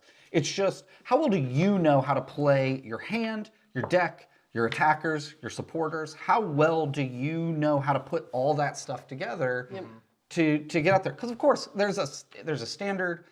There obviously are combinations that become broken, or else there wouldn't be the retirement of cards. All of that stuff I get. Right. But at the end of the day, like, acting like you can't go and win with something simply by its own, because it hasn't yet won, doesn't make any sense. Or you can't put Pokestop in a Charizard deck because nobody does. It's not how it's just not how it works. And we constantly are sent home with that message. So keep cooking. Keep on cooking. Keep cooking. Look forward to our future cooking episode. My dream is to cook randomly and end up on the stream at a region. That is my only. That is what drives me. Every day. That's all I want. We'll make it happen. One day. One day. One day. We just need a compilation of everyone's faces when they first see the cook. What? All I'm saying is, if I would have made it on stream with Serena at Baltimore, I would have never shut up about it. I don't even care if I lost. I'm here. But leading into one card game to another, as you touched on set championships with Lorcana, you two are our resident Lorcana professional. Resident Lorcana person, guy who respects it from its distance. I know how to play Lorcana. I also have played it once. Yeah, I played it. You're welcome. I played it a solid amount, but I also have bought cards to put in my daughter's binder. Okay. That's a great place to start. It's a good That's a great place to start. No, Gateway drug. So Lorcana Set Champs started this past weekend, and through February 9th, I think. They go through February 9th. Yes, they go through February 9th. Yes. correct. And the feedback I'm hearing from people is that, like, what is winning is quote unquote skewing the meta. Okay, here we go again. Which is, and so what I do know is, like, very popular right now, and what I think is probably going to really kind of influence players is there's like revised versions of classic decks that have made their appearances. So like everything in Lorcana is the color combo, right? And like where does that synergy take you? And stylistically, what does it give you? So like I know that I can't remember where, but one of the bigger set championships and that like has thousands, like the deck that won. Yeah. Everybody's like, "What the hell happened here?" Yeah. And Cook, bro. yeah, right. I mean, right, exactly. So I think it's really exciting to have a new set that actually brought out some cards that really can take some of those decks that are quote unquote staples and re-engineer them, make them fresh, make them more fun for the player. And I think what we're going to probably see a lot of is players looking at their matchups and going, "What the fuck?" Yeah. Because they just don't know what to expect right now, which I think is great. Yeah. Because there is nothing more stale than seeing the same list win the same, the same list takes top. And this set champs, and this set champs, and this set champs, and so it's an aggro world right now. Everybody's trying to be as fast out the gate as possible. Was that what won that? I think it was I think it was an aggressive-ish, and I think it was green and purple. Okay. Which is a cool deck, has always been a cool deck. There's a lot of fun you can do with that. It's card draw for you, rip cards out of your opponent's hand, which can be which card draw in Lorcana, if you can't get the draw, I mean, you're just dead in the water. Opposite problem that we have in Pokemon, just to be very clear. Yeah, if you can't maintain your card draw, you are just so screwed because of the way that the board presence stacks in that game. And the importance of board presence in that game. But there's obviously cards that destroy your board presence. That's the point, right?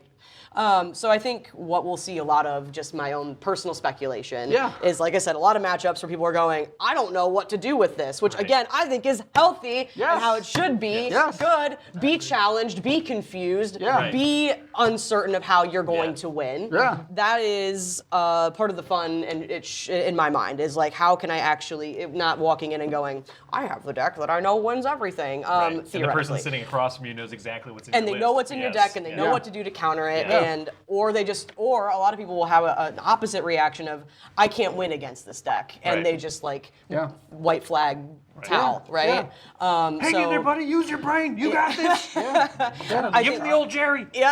I think we're gonna see a decline in some ramp decks, though. I feel like that is really. That's what I'm hearing. That's what I'm seeing. That's what I'm hearing. There's some people that get in the trenches with the ramp, and good for them because it's what they know, it's what they love, and they're good at it. What is a ramp deck? Great question. Yeah, so I mean, generally speaking, it's not necessarily a mechanic that exists very much in Pokemon. Sure. But a ramp deck is going to be something that tries to get a resource.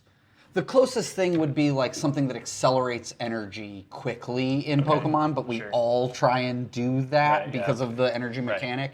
But a ramp deck's going to be something that you can usually only do once per turn or through a specific situation, you start to be able to do multiple times, right? Yes. So in Lorcana, that would be inking cards, right? So you get to optionally ink a card into your reservoir. Ramp decks in Lorcana are going to build mechanics to go, I'm inking, and then I'm doing this, and I'm inking 2 more, and then I'm doing this, and I'm inking 3 more. And then I'm going to play this You're big doing the beastly card. exponential increase, And then they play the big bad. Yeah. Which They're then, compound interesting. And the big bad either swings into something huge, and knocks out your board, or it goes, "Oh, by the way, I just got 12 points." And you need 20 to win, right? I'm gonna play bad for 4 turns to play great for 1. Yes. Right? More like a comeback kind of. Yes. That makes sense. Yeah, and so because of how many popular, much more aggressive decks there are, it's really tough to keep up with that in that play format competitively. I don't know I still haven't decided what I'm gonna play for set champs or which one I'm gonna play or if I'm gonna play at all. I don't know. We'll see. Gotta play one. I might. I don't know. I usually do. But I've also just been kind of I'm a little soft or tired with competitive play. I've been through that. Because I have been experiencing so much of watching this hierarchical system, and just feeling a little disenchanted at the present moment.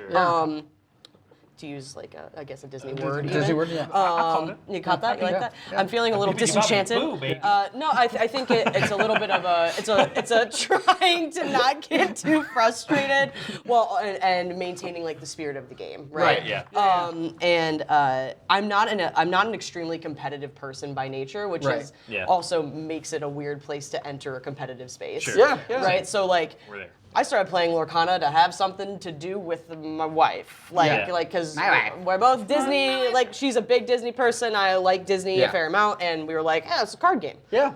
Well, let's do it." Yeah. And then a couple of my friends were like, "You play competitively," and I was like, "What does that mean?" And I went to a set champs and was like, "Oh, I see what that means." Yes.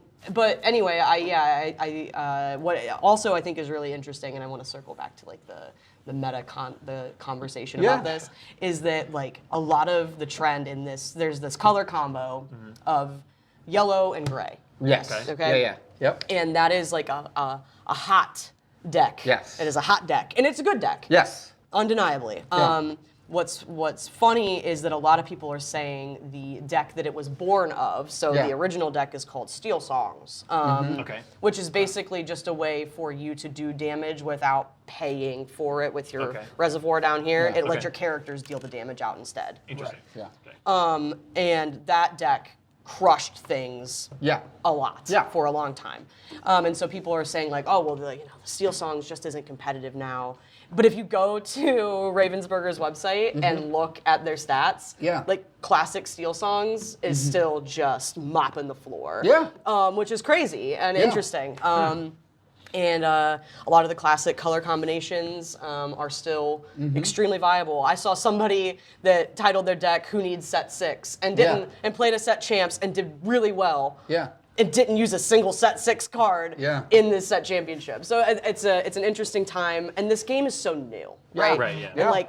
And so when I see people talking about like, what is the only way to do it, or people I will say like a card is. They'll call like a card old. And I'm like, Last November, and I'm like, oh my god, old? Like that card is still super relevant.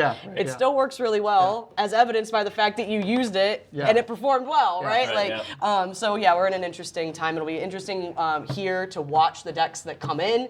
And I'm really excited to help run that and watch kind of what the competition is as far just from an observational perspective of how can this shift the meta, quote unquote, right? Like, will this be an opportunity for everybody to go, wow, meta doesn't super matter? Like it does, but maybe this deck that showed up that I had no cognizance of just rocked me because, like somebody sat down and looked at cards and looked at synergy and went, this card's ignored and I don't know why, right? That's my favorite game to play. This card's ignored, I don't know why. The game of reading the cards. So we crazy. love that game. We like it. I love to read the cards. Rarely do it in my game.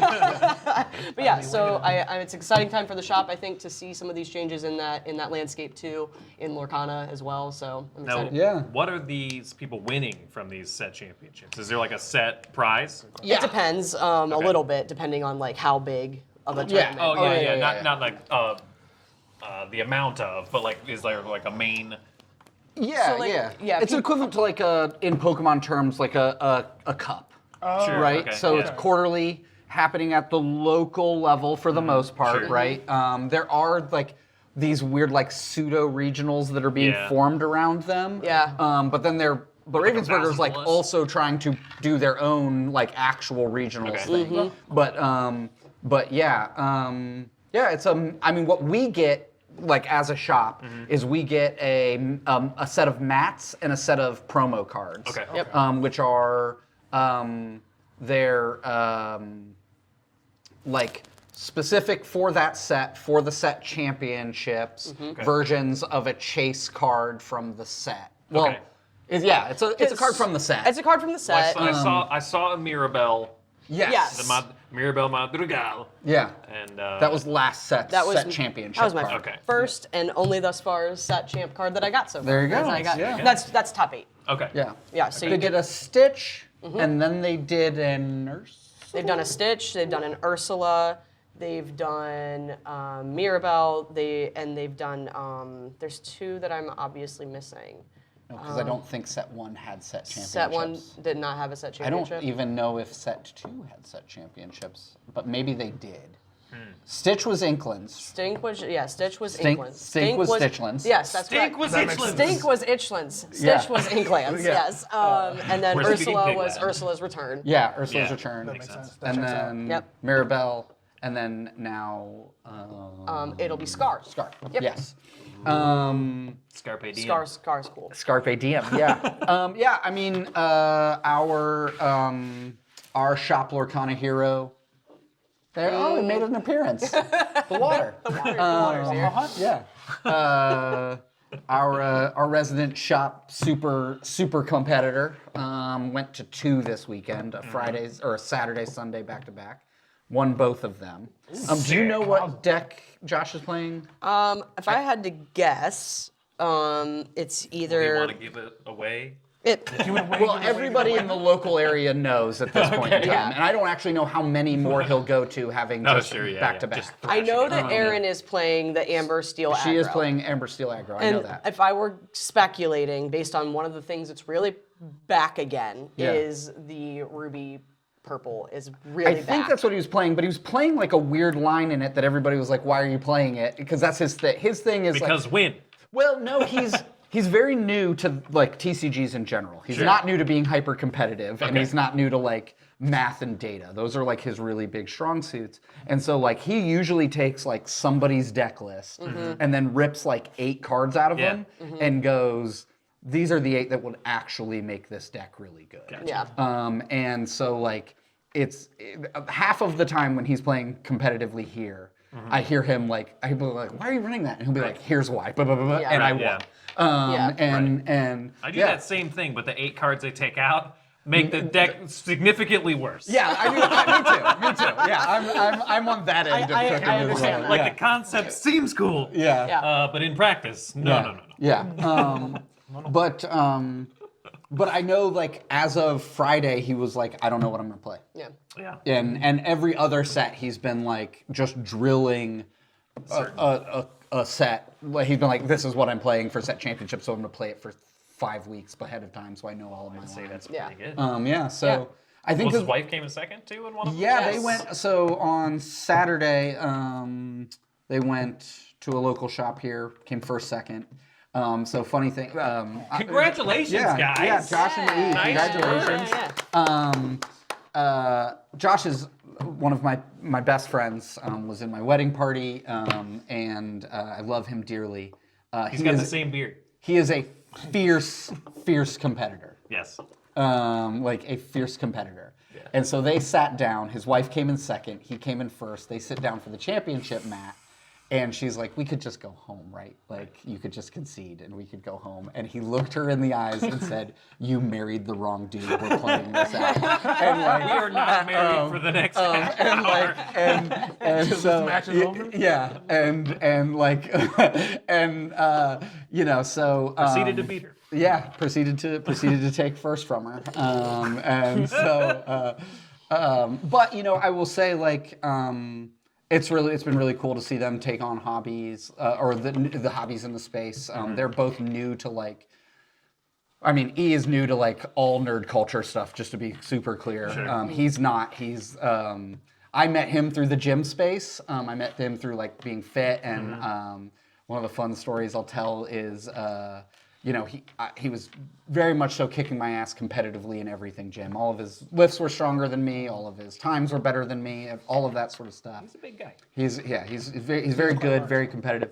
But at one point in time, he's like, this is like 7 years ago now. He's like, "Hey, do you have a Nintendo 64?" And I was like, "Yeah, I do have a Nintendo 64."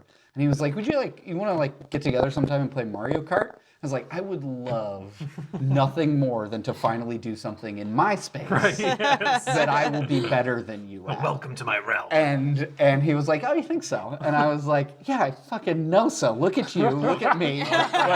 We're gonna do this." It's on my side. Yeah. absolutely trounced me. Just absolutely. Can I just have one? Yeah, absolutely thrashed me. So bad that I left my Nintendo 64 at his apartment, and he has it to this day. He's not in that apartment, but I left it there. It was bad.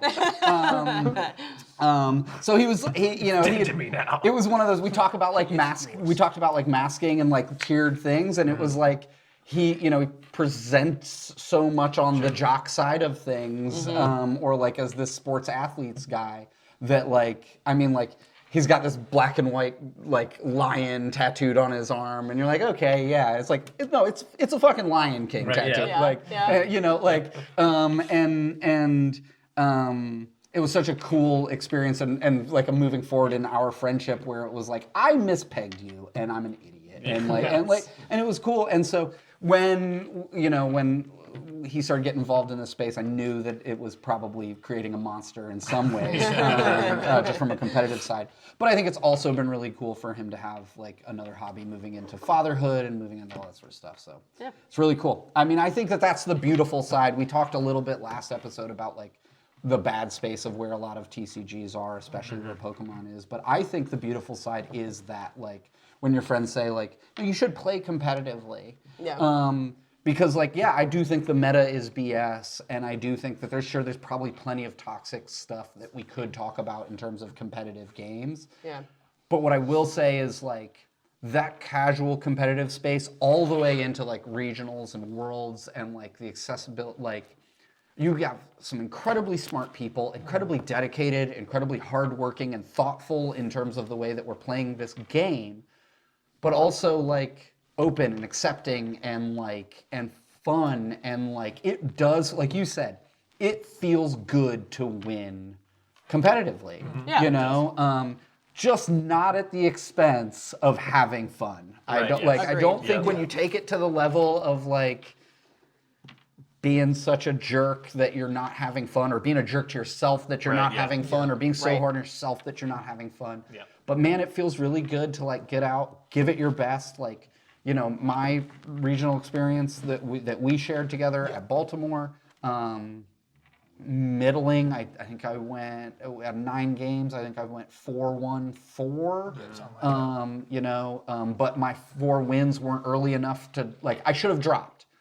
Right. Yeah. I think I went 1-2-1 or loss, win, loss. So I should have dropped. And everybody's like, you're gonna drop, and I was like, no, I'm gonna play all 9 games. I don't want the first time that I ever make it to day 2 to be a day where I've also never played 9 games in a single day on a competitive space. Yeah. So like I'm having fun still, and everybody back in the losers tables are a hoot. So we're once you realize you're not making day 2, and you're still playing it out, it's a great time. It's a great time. Yeah, like the people. That's the one thing I'll say. If you're going to a region, I mean, if you're not feeling well or like it's not a good day mentally for you, don't do this. But if you're in a good space, you're still having fun. Do not drop. Especially at a Pokemon regional, do not drop after the cut. Yeah. Like after you haven't theoretically made it to the cut. Especially in the new points format, get your points. Like it might be the make or break to the next one. Right. But also just like all of us players back there hanging at the loser table are having a good time. Like, or at least everybody that I've ever experienced back there.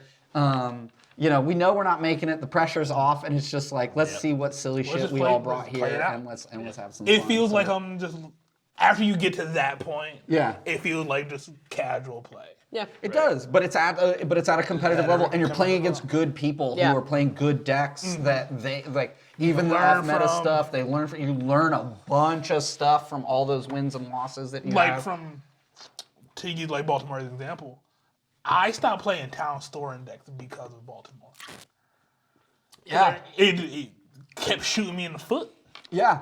And in all of my testing, it was so good. In all of my testing, Town Store was always so good for me. And then I took it and even in my game 1s, it was good for me. But then once they know that it's in there and that you need it, they start to play different. They're well, I'm going to get a free tool search here in a minute because they need it to need it to do anything. So I'm 4 seals down. Yeah. I don't have to pressure my deck in a way to find these tools because in just a few turns, they're gonna get one turn with it, and then I'm gonna get it too, and it's gonna go. And I did the exact same thing. I pulled it out of my decks as well. I was like, Arvin will be my tool. Arvin will do it. I even thought about doing toolbox because it's still legal. Yeah. And that just died.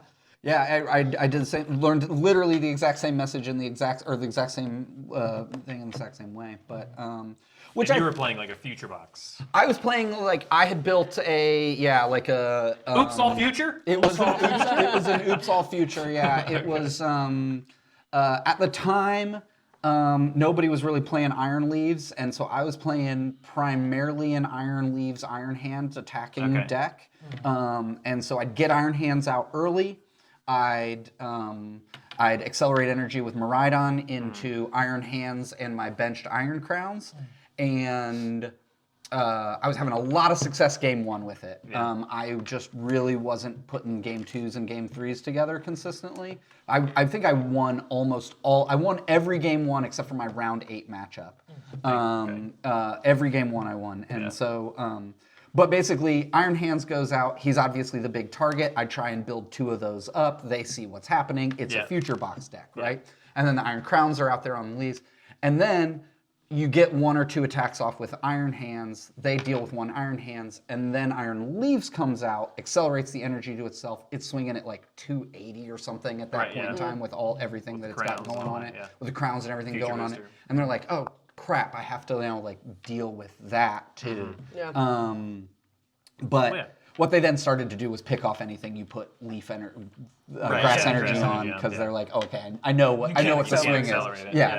So that's where it fell apart. But and then shortly after that, Teal Mask Ogre Pond and Iron Leaves became a thing where everybody was playing that thing, and that deck was so good. I still think that's an under.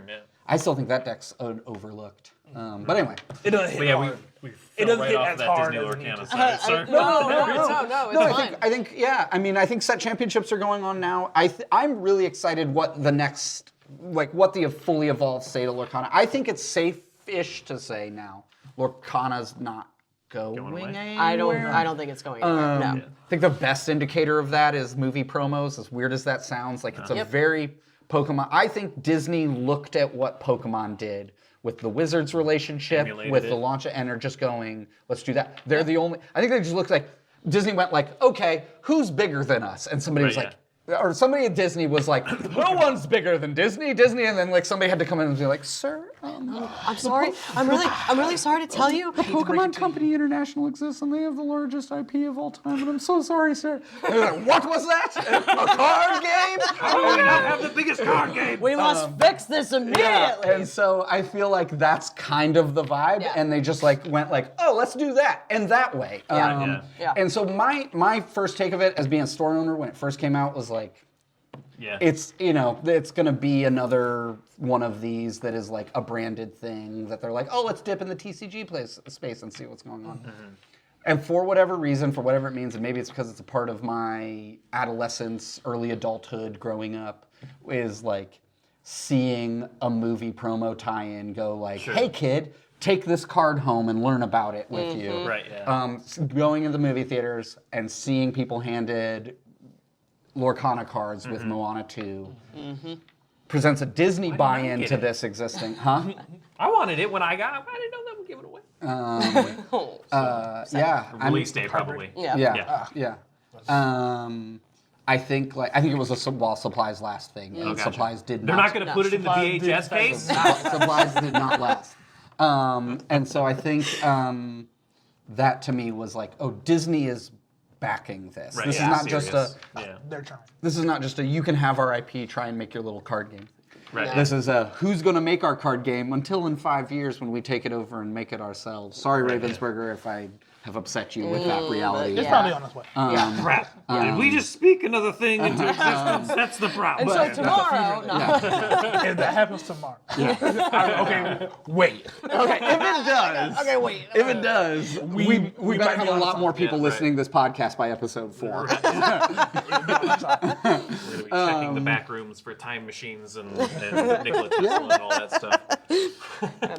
Yeah, I mean, I think the competitive space is really interesting, and I think what's cool about the competitive space is how easy it is to enter from the rip. I will at least say, especially when we're talking about Lorcana and Pokemon, Magic's maybe a little less penetrable. I don't know anything about the Yu-Gi-Oh space, just to be very clear. I'm sorry, any Yu-Gi-Oh lovers or Yu-Gi-Oh players, we're not a Yu-Gi-Oh store. I've just been advised by a lot of former Yu-Gi-Oh players to stay away from it. My turn.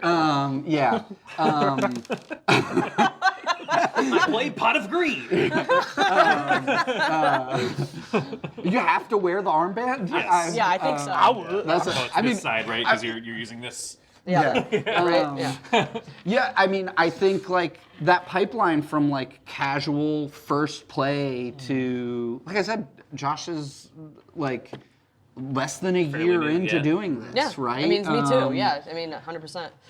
And I think what's cool about that is like kind of anti to the gatekeeping thing that we talked about last week. Like this space tends to be like, I just want to see what you do, right? yeah. Like it's not about like whether or not you were great Right. 6 years ago or 10 years ago or whatever. Like, you know, I mean, and I can't speak for Josh. I'm sure there is a level of like imposter syndrome that does happen. I don't think he feels that a ton, but there might be, you know, walking these things and people telling you about their 10-year stay in Magic or whatever it was. But I mean, at the end of the day, like it just, are you passionate enough to enjoy this thing? Are you passionate enough to care about it? Are you like, it's the antithesis of that gatekeeping thing to go like, okay, let me help you get better at this, right? Yeah, Let me try and do this. And so that like, the spaces that let you exist in both worlds, right? Where like we can have a league day where everybody's like, or most everybody acknowledges the playing meme stuff, right? Yeah. Or playing silly stuff. Sure, yeah. And like, I'm looking at, you know who I'm looking at. I'm looking at you. Directly. I'm looking at you. You. Not Giovanni. It's okay, it was all fun. I love you guys. You're the best. Yeah. And now we have something to talk about. And and I mean, I think like we can have those spaces that exist is such, it doesn't say like, in order to play Pokemon, you have to have loved Pokemon for this long and played Pokemon for this long. Right. And in order to be a competitive Lorcana player, you have to, what's your favorite Disney movie? What's your collection look like? Yeah, and none of that existing really validates gamers of any type into a space which is really cool. We talked about E coming in second, right? There's no nerd pedigree there, but still nobody's gonna sit there and go like, oh, well, you're not a real TCG player, You don't right? have Beauty and the Beast on Laserdisc? Yeah, right. right. You know, like that's not happening in this space as much or as regularly as maybe it happens in the video game space. And we talked about, I think we glazed over it when we were talking about gatekeeping. We talked about like casual gamers and what it means to be a casual gamer, and how like, you know, that's not a real gamer. Right. You're not a real gamer unless you're min-maxing and you have a spreadsheet. Right. Yeah. Nobody like, it's, I mean, even in the competitive space in TCGs, there's like, do you spreadsheet or not? Right, yeah. I don't know. Right. Because the spreadsheet people will say like, yeah, of course you spreadsheet. I spreadsheet in this. And then somebody will go and be like, I didn't spreadsheet. I just spun fucking Poké stuff. and like, and then they're like, okay, maybe we don't spreadsheet. I don't know. Right. You know, and so it's really cool, I think, to like see that. And I think like making sure that other communities look at things that way, or any other communities we're a part of in this, especially in the nerd space, but in general, actually, like, what is it that like, is there a qualifier? I mean, there's got to be a qualifier, right? Like, I think with any self-labeling mechanic, there has to be a qualifier because you, kind of to the Punisher thing we talked about, like you don't want it just to be immediately co-optable by anybody in any way, shape, or form. Yeah. But like, when we talk about like people that maybe are afraid to call themselves a gamer or afraid to say that they play TCGs or afraid, like, I experience it a lot. Like, oh, like people, like, and I'll be like, oh, do you play? And they'll be like, not really. Like, you know, like me and my kids play together at the kitchen table. And I'm like, then you play. Then you play, yeah. Like, Yeah, you know, like, I'd like to learn more how. Play is Like, play, come on yeah. in. My favorite example of this was from like maybe a month ago. I was talking to my cousin on FaceTime, and she and my wife were playing Stardew together, and we were just they were and my cousin is like giving my wife every single minutia detail of how to be super effective at Stardew, like just boom, boom, boom, and so like. I was like falling around in control. Okay, I got it. You know, like okay, yeah, we're doing it. Just sweating. Yeah, like oh my god, holy fuck! I got it. Like, yeah, like what's next? fanning out her armpits, Yeah. right? Yeah. And so like, and then my cousin like pivots after doing this and goes, yeah, but you know, like she was asking me what I was playing, and I said, oh, like I don't remember, but I was I'm playing blah blah, and somehow she then was talking about like, well, I beat Tears of the Kingdom recently. Yeah. And I was like, oh, awesome. You know, did you like it? And she was like, yeah, but you know, I still feel like I'm just kind of a baby gamer. And I said, what do you mean? Yeah. And then she was like, well, you know, like, I mean, I really only play Stardew, and but I do like the Zelda games. And I was like, how many fucking hours do you have in Stardew? Yeah. And I was like, I want you to look right now. And she's like, well, on the Switch. And I was like, oh, that's right, you fucking play on PC too. And she was like, well, on the Switch I have 1,000. And I was like, you what? You know? And I was like, if you ever call yourself a quote unquote baby gamer again, I'm coming to Kansas and smacking you around. Like, what are you talking about? Punch your gamer card. You got plenty of holes. I have so many gamer cards for you. But I, you know, like, my personal experience, and this might be because I am in a circle of people who identify as women, but it's typically people who identify as women that, in my experience, go, "Well, I'm not really a gamer." Right. That is a me interaction that I have witnessed. Now, like as a kid, most of my circle was the guys playing Power Rangers with me, and then they just stayed my friends for a long time. Yeah. But you know, as I've aged, a lot of the people in my life are women, and so like I don't know if that's just a hierarchical thing. I don't know if that's a wanting to shield away from that label because of a fear of what that label means. I don't know, but that has been my experience. I mean, I could definitely think that any of the women in my life who that I know have played video games or enjoyed video games, none of them would consider themselves a gamer. 0%. Yeah. 0%. Like my wife, like she loved Mario and like all the side scrollers and stuff like that growing up, and like even now when because we have like a Mario Wonder that came out a while ago. Yeah. We still haven't finished it. We got to get on that. Actually, I need to too. Right. Yes. But it's one of the. It's one of those games that like it's very like I'm super gamer. I'm kind of competitive, and she's more lax or whatever. And it's one of those games that's like just keep up, just keep up, jump, will you jump, please jump, hit the button. God damn it, not again! Not the greatest. Got to remember to breathe. Can she bubble? Through the nose, out. Is there a bubble mechanic? Is there a go into a bubble and follow me mechanic? There is a bubble. Well, there are certain parts like if you die and you follow, like you come back as like a ghost. And you're like, wait for me. And I'm like, just follow. I got 5 seconds. Okay, got you. You know, like whatever. I get you past that point. She's still great though. But anyway, she would never consider herself a gamer. Sure. No way, Jose. But yeah, I'm with you. Like going back to like min-maxing and all that stuff. Like even like TCGs and stuff in my my realm. Like I didn't even consider them like. I know they're games, but like I didn't consider like gamers TCG players. Sure. Or like board gamers. Yeah. Gamers. Yeah, like I didn't really consider like video games is like where it was at, right? PC games, whatever, and that's what I considered. And you know, going back like Destiny and stuff, like I was close to that min-max thing, or like Diablo. Like I was close to that spreadsheet thing. I had spreadsheets in Diablo, and then like Destiny was the same thing. It's like I was getting the right pieces of armor that had just the right specs to BOS, make sure that what's the BOS, baby? Yeah. So like I was that point. So like there's a definite void in my life right now because there is none of that You're not spreadsheeting anymore. it anymore. Like I no. mean because you know Pokemon and 60 cards and all that stuff. It's like I mean you can get kind of in the weeds with it, but like it's really not. It like we said, like I look at a list. I pull some cards. I'm like, yeah, I'd rather have a Thornton in here than that. You know, like I mean, and that's kind of like where it's at. Yeah. There's not a lot of thought, and then and then having the meta decks and all that stuff. I'm not going back to meta decks. We're done with meta decks. But like being able to like know all of those matchups and stuff. So like that's kind of that gaming aspect when I started realizing like that's gaming, right? Yeah, right. Again, but like when I put down Destiny and like my computer games and all that stuff, like I feel like this void of being a gamer, even though I'm still playing the TCG. Like like you said, it's still gaming, but like I still don't feel like it anymore. Sure. You know? Well, and I think that's because for you, like that spreadsheet mechanic of it, which by the way is very much so. I'm the other cusp of that side of like super competitive gaming where it's like, I'm just gonna fucking wing it. like, you know what I mean?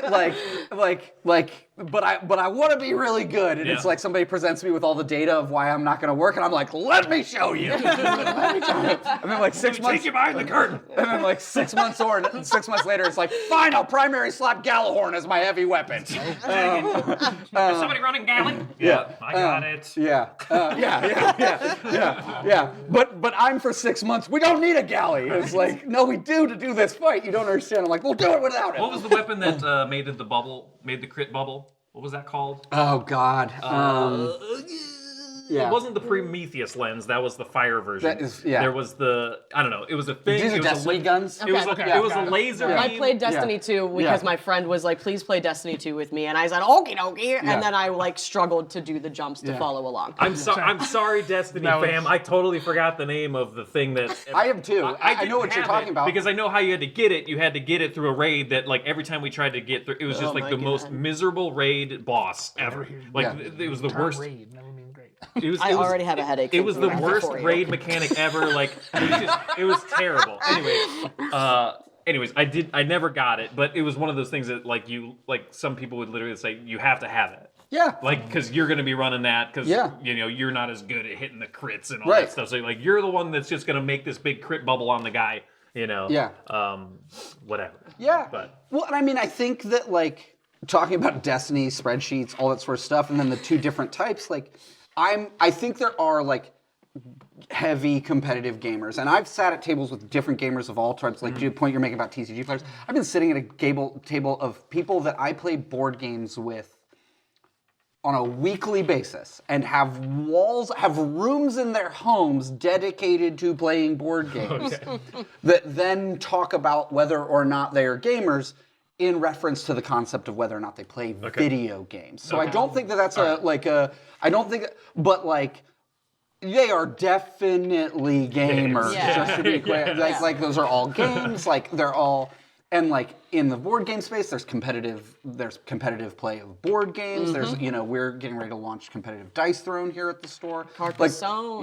I mean even Catan, right? Yeah. Like there's competitive Catan, and and that space exists and is good and fun, and I think it should be there for everybody. But it doesn't mean that you have to achieve that to become a gamer, right? Like. Of course. Sure, maybe that's the pinnacle. Maybe that's the most gamer, right? Is spreadsheets and all that sort of stuff. But that doesn't mean that you have to be all of that to be inclusive, right? You don't have to know every punk band's name or song or thing to be a punk. You don't have to know every metal band to be a metal artist, or every hip hop artist to love hip hop. Or every comic book character to love comic books, right?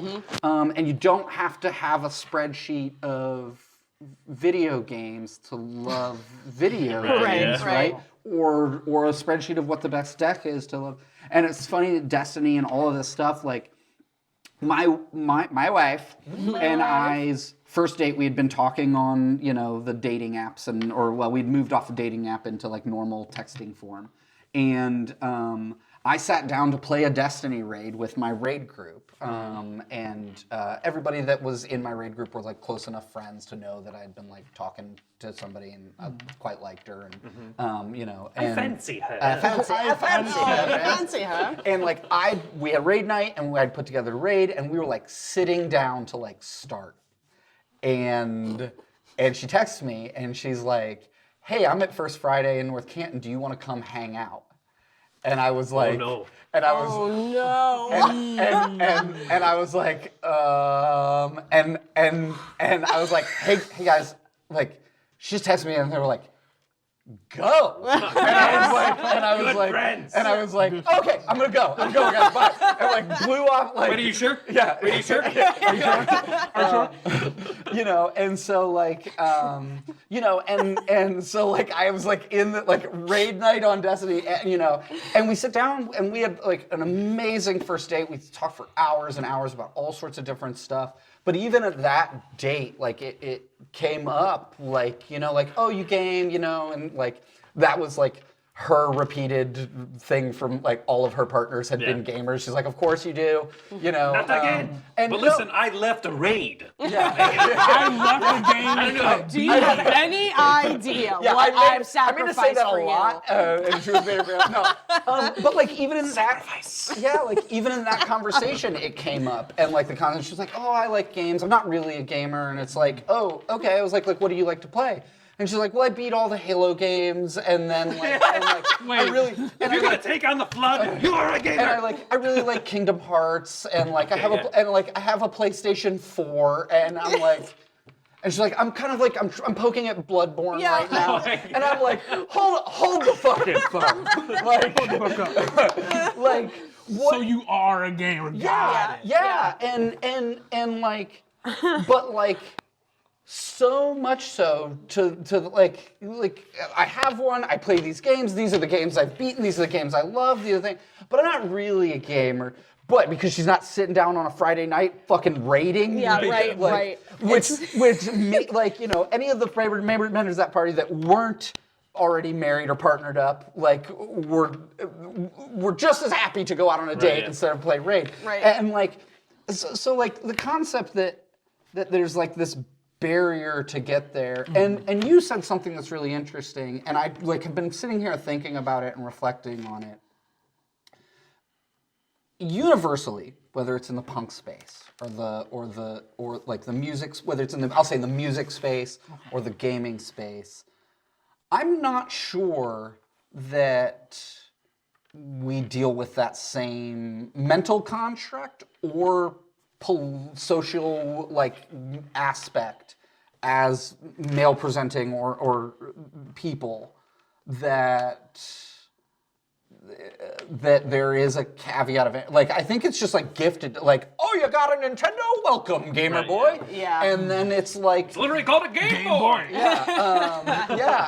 and I think like, you know, that barrier, the you like Black Flag? Name 3 Black Flag songs. Right. Is like, I never had that. I can't say I never had gatekeeping happening in the music space. Yeah. I definitely had gatekeeping happen in Sure. the music space, especially in like small hardcore communities where people were like, oh, that new kid, yeah, he's not like. I have literally like groups of people faces, not lipstick list murder, you know, Billy Madison style, but there are people that like. That sat around a thing, questioned why I was straight edge when I claimed straight edge, and I know every one of their names, and I know whether or not they are straight edge still. I don't generally give a shit whether or not anybody is or maintains their edgeness, but I give a shit about those people because they sat in a circle and ostracized me for being new to it, and it's a weird, like... Picture the Grinch standing on a mountain and he's screaming their names. I hate you! Just into the void. It's not that. It's not that as much as it was like that experience for me was so jarring. Oh, yeah. Yeah. For sure. It's the only time it ever happened to me. Yeah. Right? And I'm interesting. saying like, That's really interesting. right. I think that until you like really presented this like so universally as maybe a gendered. Yeah, like how you identify or how you present to the world, right? Right. You know, so like, Right. yeah, like, so when I was talking about this last time, right, you know, like, I'm gonna give you a very quick anecdote. When I was a kid, Yeah. I presented more, quote unquote, classically as a woman, as a kid, as a girl. Okay. Okay? Yeah. I am more like non-binary looking, in my personal opinion. Like, I'm more an androgynous vibe, aesthetic appearance. Okay. Okay? Like, that's how I feel I present to the world. Okay. Now, that's its own sticky wicket. But, but what I mean is, as a girl on the playground Yeah. and getting a Nintendo and having mostly guy friends, Yeah. I, like, fought to be in that group. Yeah. like, and to prove that I was value of opinion in that group. Like, I play Zelda too. Yeah. Like, well, God, there's no way you could play Zelda as much as I do, and Yeah. right, so or just like you don't, or also actually you just don't belong. Sure. I don't know. I don't have an answer if with age, with time passing, with a difference in appearance, that while I typically present as female to the world, I also present a little more androgynously to the world. I don't know if I'm better received because of that, or if it is space and time and the reality that some people are more flexible in their views of that, and by extension, like, I'm registered as dude bro. Yeah. I don't know. I have had both things happen to me, right? And I mean, I realize too, just like as a person who is like not heteronormative in life and in the way that they present themselves to the world, like, I don't know. I don't know if that can be a detriment to me or a benefit to me in this space. I've seen both. It's weird, right? Like, it's just a weird thing. But typically in my experience, like, my wife did not call herself a gamer until I was like, what do you mean? Right. Yeah. What do you mean? Like, right? Yeah. And she was like, oh, I guess I am. Like, I do love this stuff. And like, you know, yeah, I've been playing all video games all my life. Like, and you know, like, oh, my best friend is an online Red Dead player, and she has a whole Instagram page dedicated to how successful she's been at Red Dead 2 online. Like, and I'm like, oh, do you play games with her? She's like, yeah, we play games together all the time. We play games growing up. I'm like, so what? Right? And so it's interesting. Yeah, like and then that's the question, right? And again, I don't have an answer to it, but what I can tell you is that as a kid, I fought tooth and nail to be quote unquote one of the guys who had hobbies that were similar to mine. Yeah. Right. And there was no other place for me. There was no other space for me to go. Right. Yeah. Because that was it. Like, I was not going to have a friend group if I didn't like worm my way into it. In there, yeah. That's interesting. So that's just my lived experience. I don't know. I mean, I think like as a dad to two girls, but one girl that is very much so has a like knows who the fuck she is, Right. Yeah. And everybody who's had the privilege of meeting my daughter, and I do consider it a privilege because she is an amazing human being. And I know I'm biased, but also that's the feedback. She's pretty dope. Yeah, She's pretty dope. We've tried to raise her as much without, like, intentionally without that construct as possible, right? Like, we were very much so like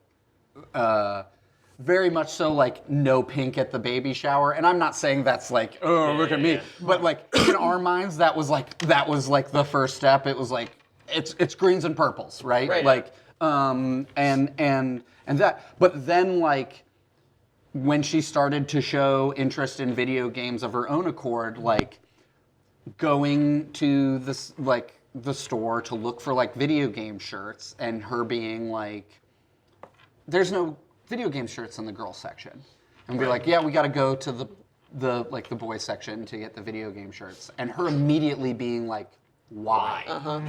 And me being like, because the world's stupid. Like, I mean, because socially we've presented that, and I'm talking like this is like 3.5, 4 years old, right? Like I said, we bought her for her fifth when she was 5-year-old for Christmas. Is when she got her own Switch, right? And like, I have seen though, like all of this to say, I have seen, again through her lens, the fact that the world's also changing. Like, we don't have to go to the boys section anymore to get the video game t-shirts. Like the graphics t-shirts in Target, which is a Walmart, there are like gendered female t-shirts. Tend to be Daisy and Princess Peach and all that kind of stuff. Or like color skewed, like more like pastel, you know, like, but, and maybe that's pandering to a certain degree, but in some ways I think it's like a nice correction to go like, this is cutesy, because again, here's another important thing. We were like, no pink. Val was like, no, fuck you, pink everything. like, and it's her favorite color, and so like, it's nice for her not to have to wear a black or a brown or a gray t-shirt, and to be able to go like, I can get a pink t-shirt and it's got all of the, the Mario characters on it or whatever, and like, and it's so good, and it's so wonderful to see that space start to open up, but I'm just starting to see it open up in my daughter's lifetime as like, so like, it's, not to be like, maybe this thing's fucking socially ingrained, but I think that it's a socially ingrained bias. Like, as you say it, as I look in my experience, I'm even thinking back to a time when I was, my daughter's mom and I were dating in college, and she tried to get a job at EB Games at that point in time. Man, yeah. And I don't know why I didn't think of this story until just now, and I'm taking somebody else's story, and I understand that, but I think it's relevant and important. She sat down for an interview, and blah, blah, blah.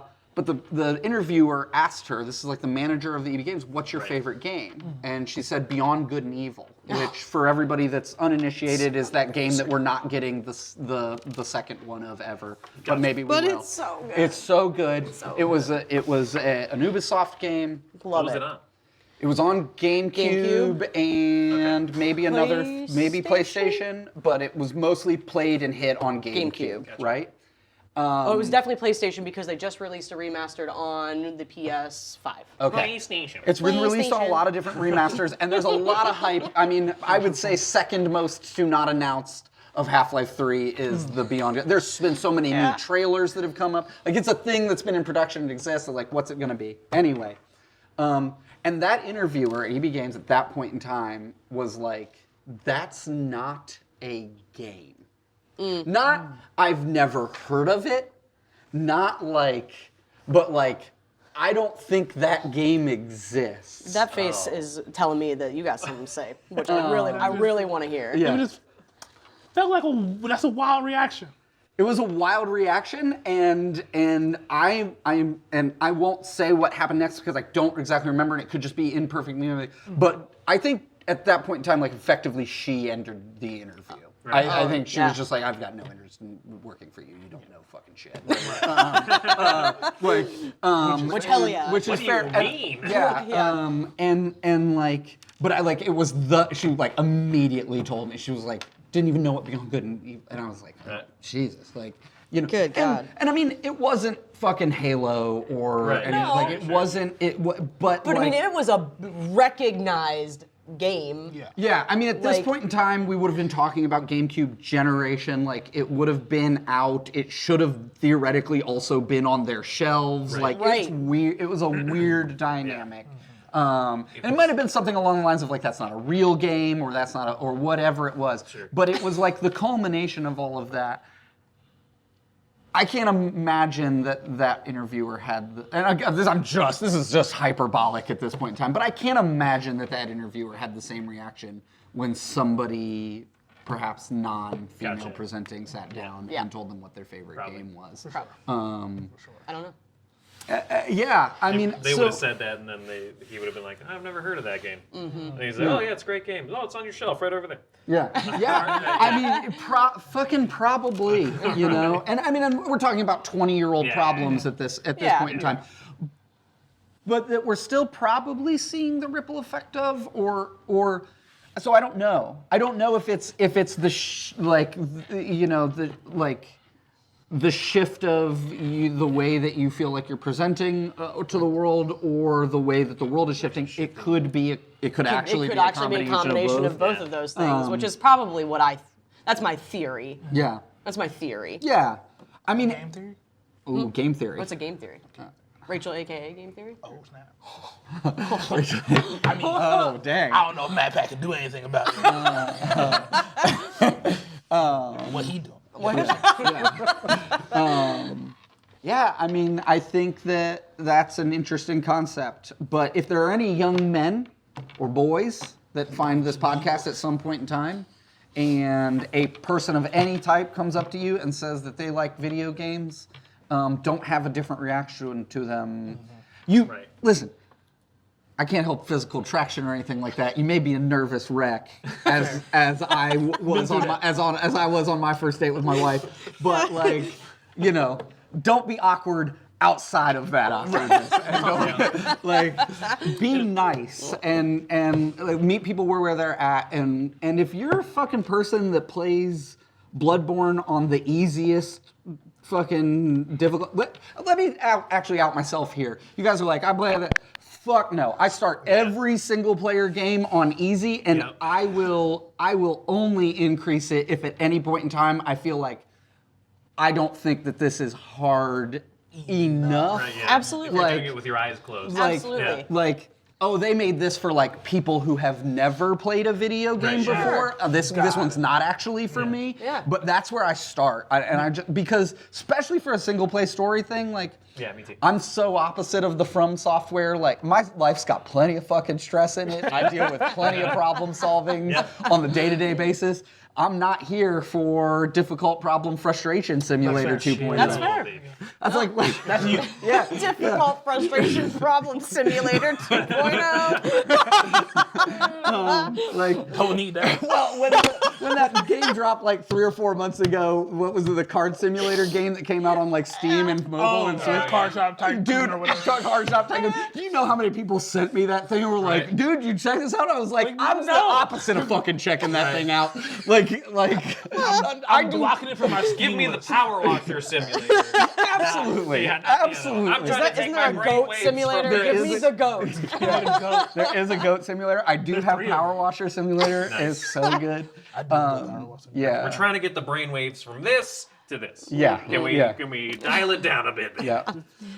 No, but I think I want to emphasize what you just said. That does not make it that like what difficulty you choose to play the game on doesn't It means decrease not a your game. validity No. of enjoying It's the still a fucking game. experience. Yeah. And Oh my god, just because I'm unwell and want to play The Witcher 3 on Death I'm March sick. for the third time does not mean that everybody needs to do that and be valid and enjoying their fucking hobby. Yeah. It's crazy to hold somebody to that kind of like, this is the bar that I think means that you are that's the only way you're a valid gamer. Yeah. Get I the play fuck Witcher out of 3 here. on Fluffy Bunny. yeah. Death March, Fluffy Bunny. Yeah.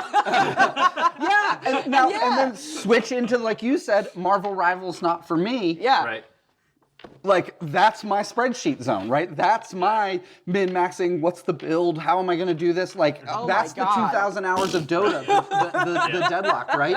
Like, that's where I'm going to but I don't find that frustrating. Sure. I don't find it like a difficulty. I find it a skill challenge. Sure. Yeah. Right? Yeah, totally. And I'm sure it's just the way It's that just the inverse for me is that I look at that and I go, oh my god, that's homework. Yeah. Yeah. From And, people like, that don't like homework. And like awesome. I'm glad that you love it, but Strange. like I'd rather play in traffic. Like, Frogger is your game. I played in real life. Wait, can we go back to that? The Frogger? What? Yeah. Okay. All right. I mean, playing Traffic Frogger. no, the in only on real life Tuesdays. place. Okay. All right. So tomorrow? Yeah, we're gonna need somebody to stay with Tremaine tomorrow. Okay. I'll give you a call. I mean, yeah. Yeah. I mean, I know more of my car dues. We'll get you out of here, bud. and I just don't think that like I've ever sat there and gone like, oh, because I start this game on easy mode, I'm not a gamer. Right. I didn't play it. Like, Right. It's never even conceptually entered my mind that the world might view me that way differently, and that's probably because the world never implanted in me the idea that I was going to have to prove it at some point in time. Yeah. Yeah. And that sucks. Enter the deep again. On your spreadsheet zone stuff, Oh, okay. I'm going to send you a begin- Steam begin- invite for Deadlock. Okay. I think right. that might be. You said you liked Overwatch. Yes. It's a team-based synergy, but it's got it's a MOBA at its heart. Sure. And so like it's got that like, what's the build? How do I build out over the course of? Are you trying to ruin my life? Oh no, I was just trying to give you something to fill that hole that you said that was there. There's I just want to fill your holes, Ron. Here we are. Welcome to SydeCast thing. SydeCast. Filling holes. SydeCast After Dark. SydeCast After Dark. Here we are. Oh my From god. Delilah to SydeCast After Dark. All right. All right. It's past. It's late. Yeah. It's late o'clock. It's late It's- o'clock. Did we It's hit late our o'clock. points? Was there anything else we wanted to brush real That was quick? all the points. I think that's did it. it I think without Birmingham, even looking at the list. The ETB. I don't know why it took me so long to find two letters. Edible. That was a good. We didn't talk about that before. I'm glad we did that together. The That was Goldie. cool. Yeah. We pulled the Goldango, Dude, you baby. got that Goldango. I'm so happy for you. Yeah. Truly, truly I Yeah. am. I'm really happy. If for you you. were to pull any card, I'm glad it's Oh, man. I can't even play it next week. No. Oh, Maybe not even the week after that. wait a second. Yeah. We gonna halt them It's on art? technically the new set. I mean, so at a challenge, yeah, I have to be, because I have to do set stuff. And then we might push standardizing, I know. We might push standardizing Prismatic Evolutions as a shop another week past the 2 weeks because of the accessibility problem. Sure. That, or I'm going to print a play set, like several play sets of all of the proxies for this set. All the exclusive cards that the one are that everyone's gonna use.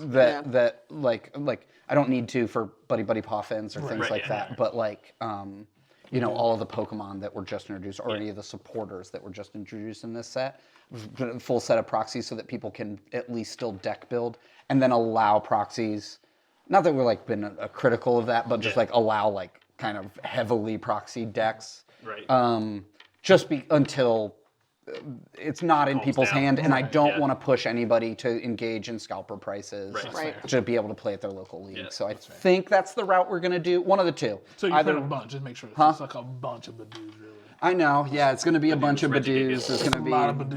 Regigigas, Yeah. and then a couple play sets of all the new supporters and the new EXs and all that fun stuff. I just So want Professor Elms, Professor Research. I'm glad. Professor really, Elm is so cool to me. I don't know why. Yeah. Yeah, my daughter, when we were opening our packs together, like I pulled the Professor Elm, and then I pulled the Professor O, and then because there's like 3 or 4 new Professors Researches in this one, and I was like, oh my God, are they doing them all? She was like, no, look at the list, Dad, and I was Dad. like, yeah, and I was like, she was like, they're only doing 3, and I was like, oh, okay. It's not yeah. shiny or anything, but it's yours, my bud. Hell yeah. Man, That was fun. yeah, mission accomplished. Everything except for 90 minutes. We missed the night. When did we start? I don't know, but it wasn't It's 90. sorry, guys. It wasn't It's 90 minutes More than ago. 90 minutes ago, baby. It's been for sure 2 hours. Yeah. Yep. Yeah. That's all right. Yeah. I hope this is okay with you guys listening and they'll all be that all stuff. right. We're trying to dial it back. Yeah, But yeah. we're new at this. We're new. Yeah. We like talking to each other. Yeah. Also that. Yeah. You know what I'm There's saying? chemistry. It's not like you had a 20 minutes of just void staring at man.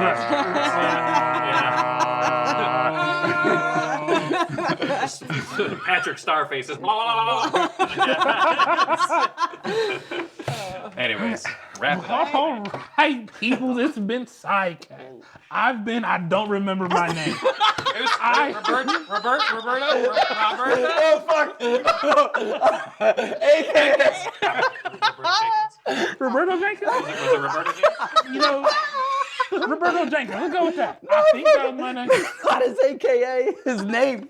Oh, You said I don't remember my name. that's my fault. I'm still Tremaine. I don't remember the AKA. To be more specific, I didn't suffer missed it traumatic completely. brain injury during the course of the episode. You know, that didn't happen. But been SydeCast.